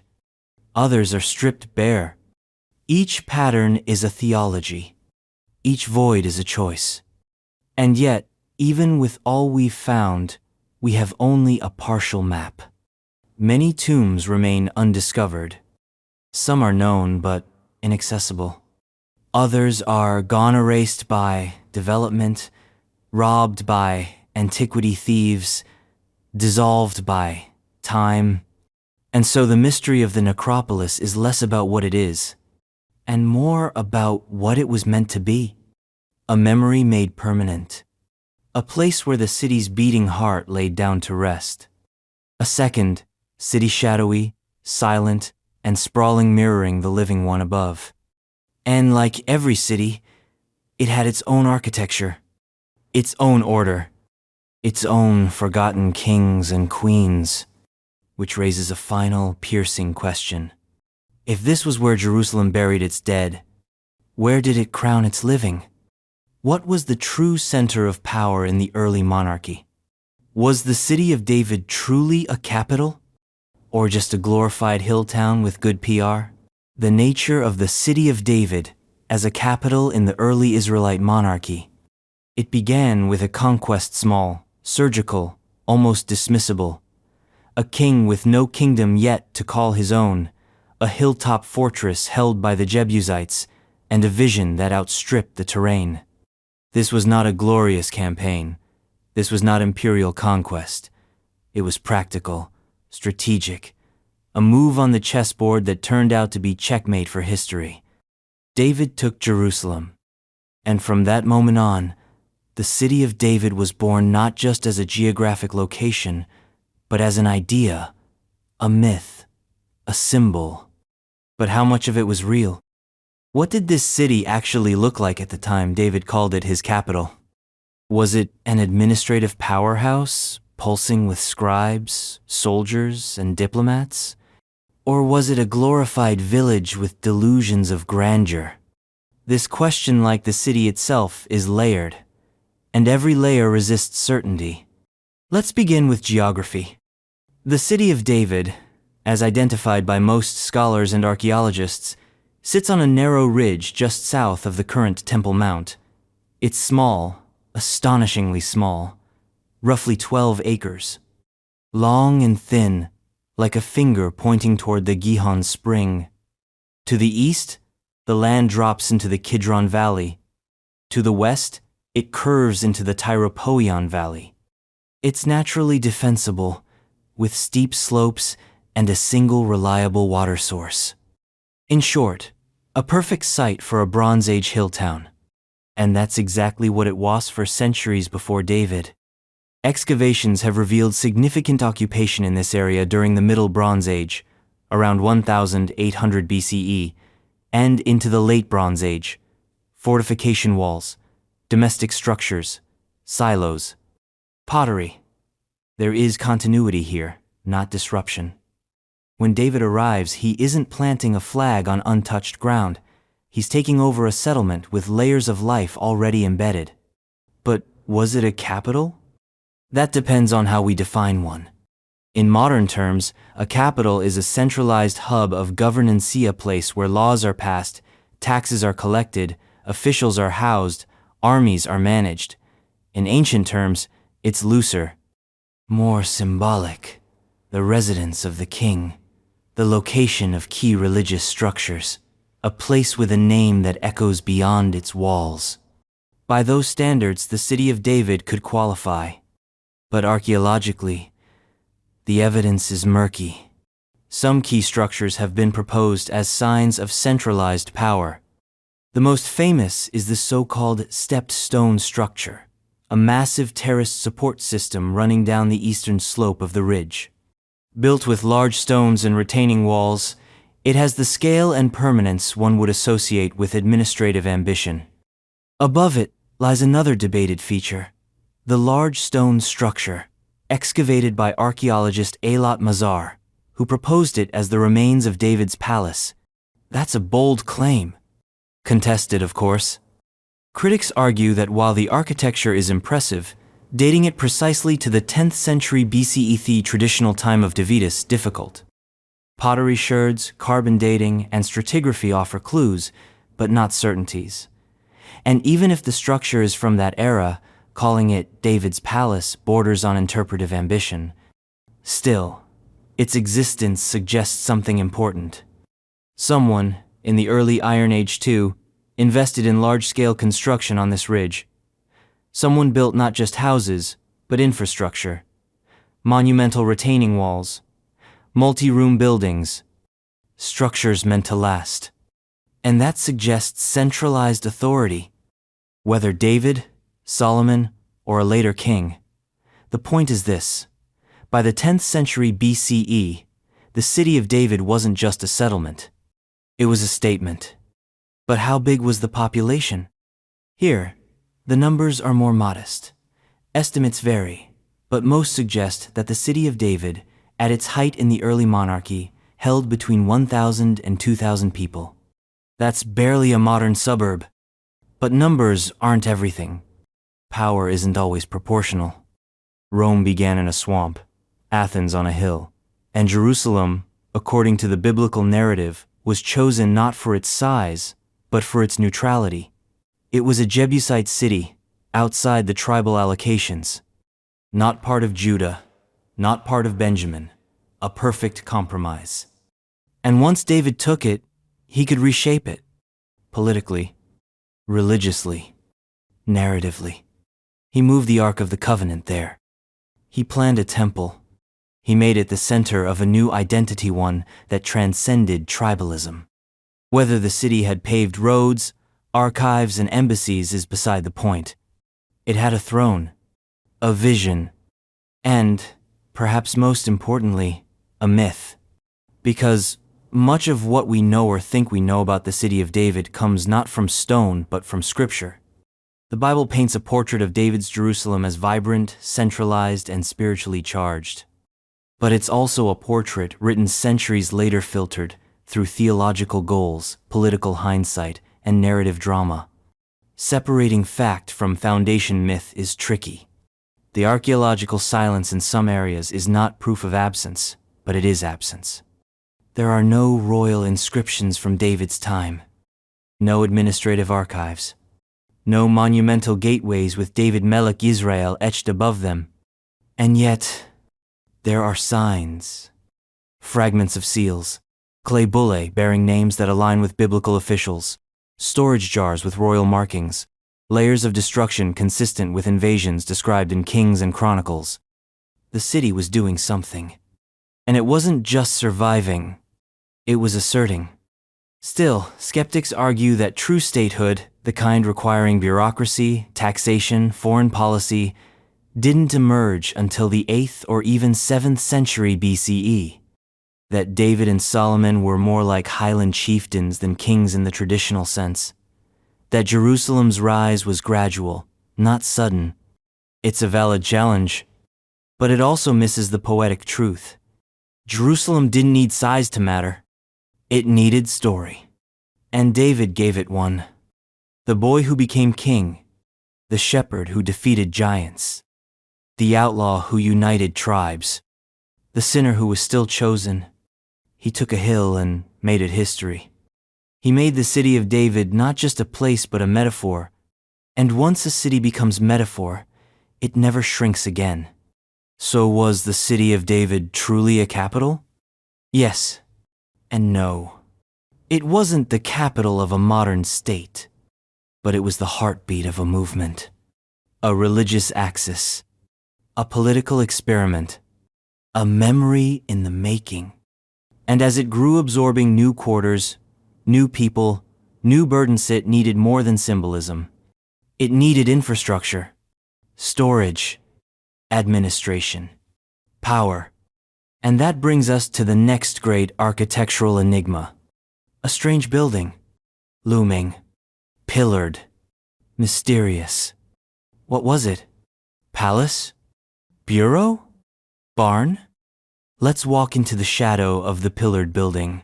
The exact function of the pillared building in the city of David. It stands like a question mark in stone. Not towering, not pristine, but unmistakable. A structure of columns and walls dug from the dust of the city of David and immediately wrapped in a shroud of scholarly uncertainty. It is called, simply, the Pillared Building, not because we know what it did, but because we don't. Because the most honest name we can give it is a description. It's a building. It has pillars. And beyond that, theories, speculation, argument. A structure like a whisper, loud enough to make us lean in, too quiet to answer outright. Let's walk through the facts first. The pillared building was discovered in the heart of the city of David, carved into bedrock and arranged with a rectangular floor plan. Its most distinctive feature, what earns it its name, is the series of stone pillars running down its central axis. These aren't decorative, they're structural. They held up a second floor, or maybe a roof, or perhaps both. The building is large by early Iron Age standards, durable, intentionally designed, and ancient. Pottery found in and around the structure dates it to the Iron Age II, period likely the 10th to 9th centuries BCE. That puts it squarely in the time frame of David, Solomon, or their immediate successors. A time of centralization, monumentalization, and, if we believe the biblical narrative, empire building. But a structure's age is one thing, its purpose is another. So, what was the pillared building for? This is where the arguments begin. There are three main theories, each compelling, each flawed. Let's start with the most administrative one. 1. It was a government building. This is the favored theory for those who see early Jerusalem as a functioning capital. The logic is straightforward. It's big, it's central, it's architecturally deliberate. It sits near other monumental structures, like the stepped stone structure and possible fortification walls, and it appears to have had multiple rooms, suggesting organized activity. In this view, the pillared building was a storage facility, an archive, a bureaucratic nerve center. The stone pillars supported a roof under which scribes worked, goods were stored, taxes were collected. Perhaps jars of grain lined the walls, perhaps scrolls, perhaps military records or census data. Whatever it wasn't domestic. It was official. It meant business. The evidence? Pottery, seals, ashlar masonry, architectural ambition. But the counter-argument is simple. There's not enough detail. No inscriptions, no clear indicators of function. The space is adaptable. It could have been repurposed. It could be something else entirely. Which brings us to theory 2. 2. It was a royal residence. Some propose that the pillared building was not administrative, but residential part of a broader palatial complex. In this reading, the pillars are supports for an upper floor used as a living space. The ground floor was for service and storage. The upper level, for the elite. This idea fits with other architectural traditions in the ancient Near East. Multi-roomed, multi-story homes with internal courtyards and external pillars were not uncommon for high-ranking officials and royalty. In this version, the building belonged to a governor, a general, or perhaps to David himself. That's a bold claim. It links the structure directly to the biblical narrative. It becomes more than architecture, it becomes biography. But again, the problem is in the evidence. No throne room, no regal inscriptions, no clear iconography. If it was a palace, it was a very modest one, or at least one that's been heavily eroded by time and reuse. And so we arrive at the third theory. 3. It was a storehouse. This is the most practical and perhaps the most plausible. In this view, the pillared building was used for storage of agricultural goods, especially grain.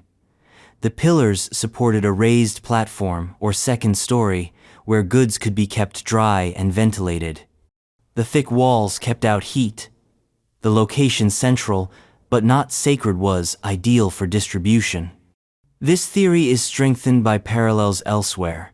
Similar pillared houses have been found at other Iron Age sites in Israel like Megiddo and Hazor, where they functioned as granaries or supply depots.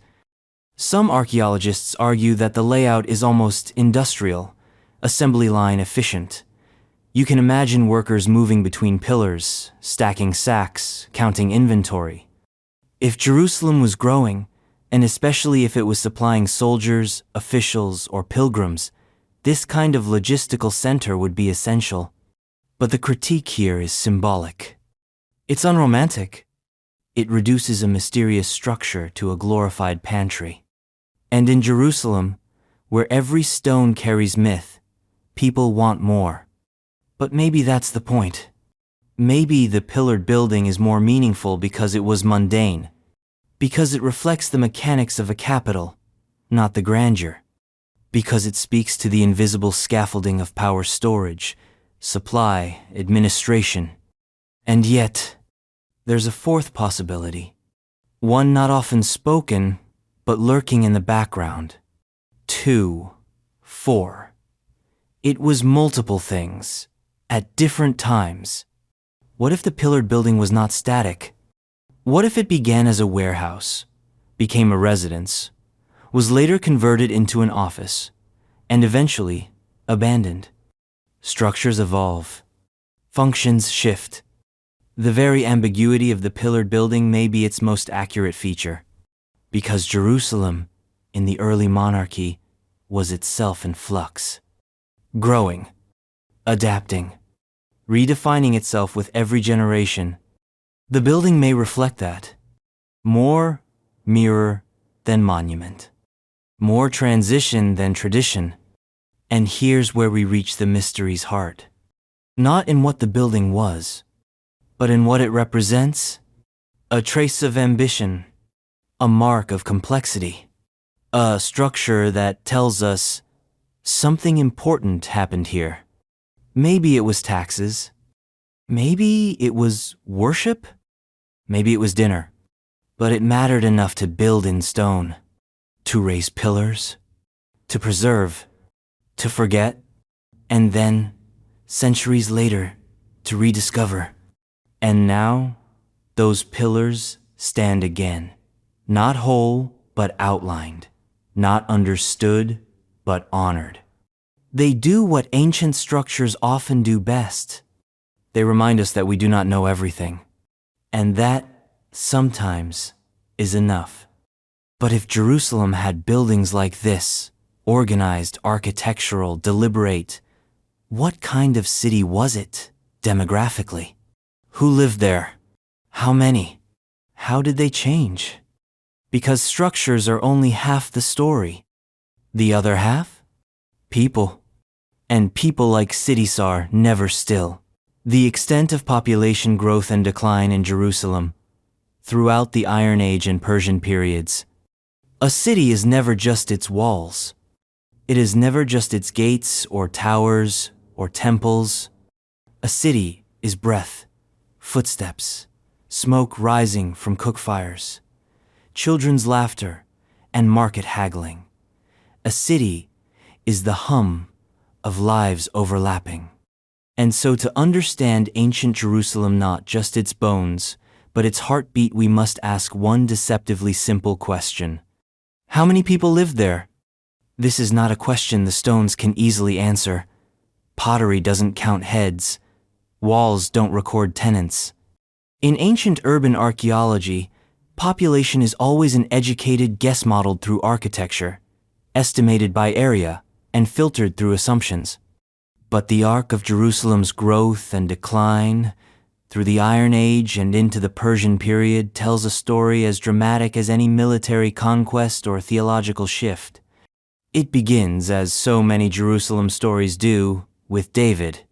When he captured the Jebusite stronghold and made it his capital, Jerusalem was small, perhaps no more than a few hundred inhabitants. The city of David, the original core, was a narrow ridge with steep sides, squeezed between the Kidron and Tyropoeon valleys. Its total area? Around 12 acres. This was a city by ancient standards, but only barely. There were houses clustered, modest, practical. There were administrative buildings, maybe. There was water from the Gihon spring. But Jerusalem was not yet the sprawling imperial capital of later imagination. It was the seed of something larger, and seeds take time. Under Solomon, the population likely began to grow. The biblical account describes major building projects, especially the temple and the royal palace complex. These would have required labor. Labor requires people. People require housing.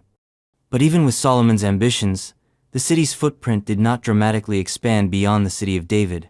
The Temple Mount, of course, was newly designated and monumentalized.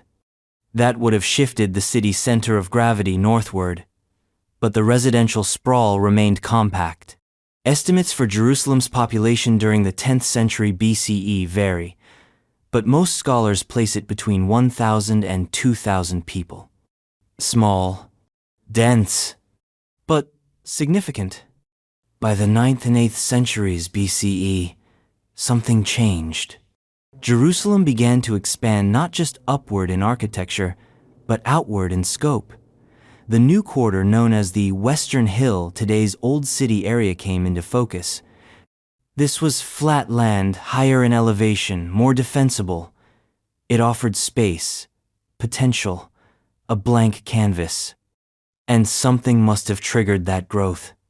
Many scholars point to the fall of the northern kingdom of Israel in 722 BCE. When Assyria conquered Samaria and scattered its population, refugees fled south. Jerusalem, as the capital of Judah, became a magnet. Political centralization, religious pilgrimage, economic necessity. The city absorbed them. It grew dramatically. By the late 8th century BCE, Jerusalem's population may have reached 8,000 to 10,000. That's a 5-fold increase in a matter of decades. The city walls were extended, new quarters built, storage and administrative facilities multiplied, tombs began appearing farther out in the valleys, the necropolis stretched. Jerusalem became something it had never fully been before, a true urban center. It wasn't just a religious site or royal residence. It was a hub, and that growth didn't stop. Into the 7th century BCE under kings like Hezekiah and Josiah, the city continued to expand. Some estimates suggest a population of up to 25,000 by the time of Jerusalem's peak in the early 6th century BCE. Now, to modern ears, that's not much. A small town, maybe. But in Iron Age terms, that's a metropolis, comparable to major centers in Mesopotamia or Egypt. A city of this size required serious infrastructure, water management, food supply chains, defensive planning, and Hezekiah, at least, rose to the challenge. His tunnel of feet of underground engineering redirecting the Gihon spring into the city wasn't just a monument to ingenuity, it was a necessity. With more mouths to feed, more bodies to hydrate, the city had to evolve or perish. For a time, it evolved. But the 6th century BCE brought catastrophe. In 586 BCE, after years of resistance and revolt, Babylon came, and Jerusalem fell. The city was burned, the temple destroyed, the walls breached, the elite exiled, and the population? Massively reduced. Exactly how many remained is unclear. The biblical account describes a remnant, a few peasants, farmers, and stragglers left behind to tend the land. Most of the ruling class, priesthood, and artisan class were deported to Babylon. The population may have plummeted from over 20,000 to less than 1,000, a shell of a city, a ghost town.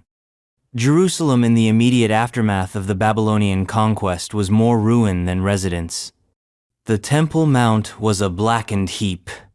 The palaces lay in rubble. The once bustling quarters were silent.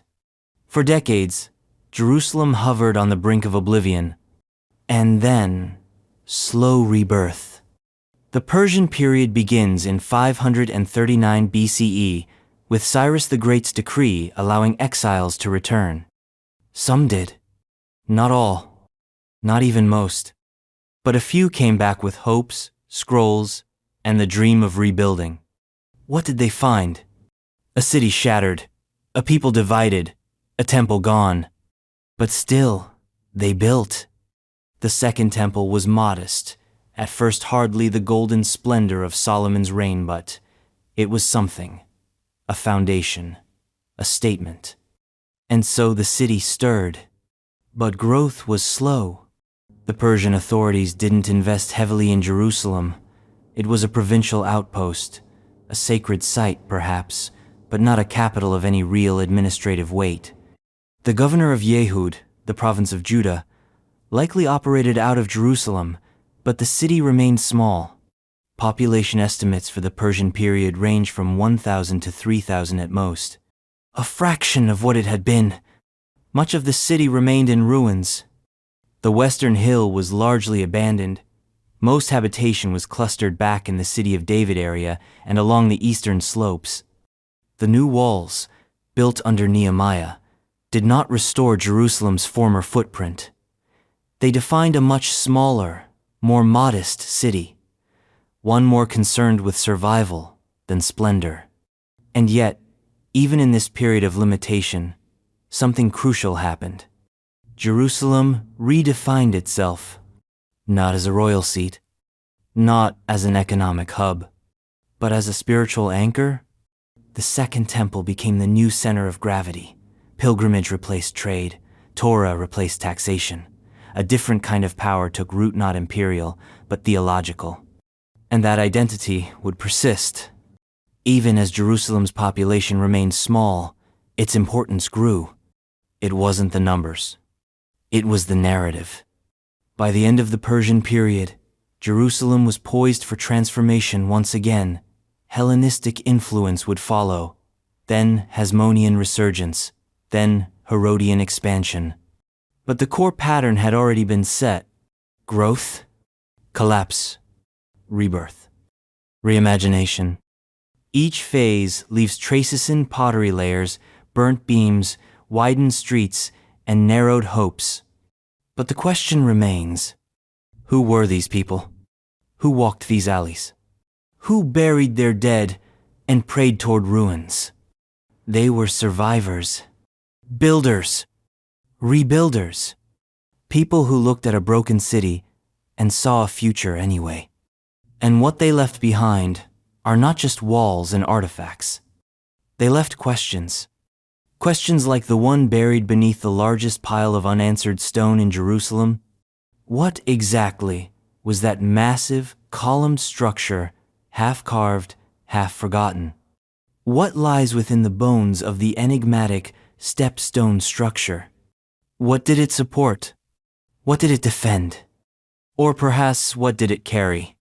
And why has it refused, for centuries, to give us a straight answer?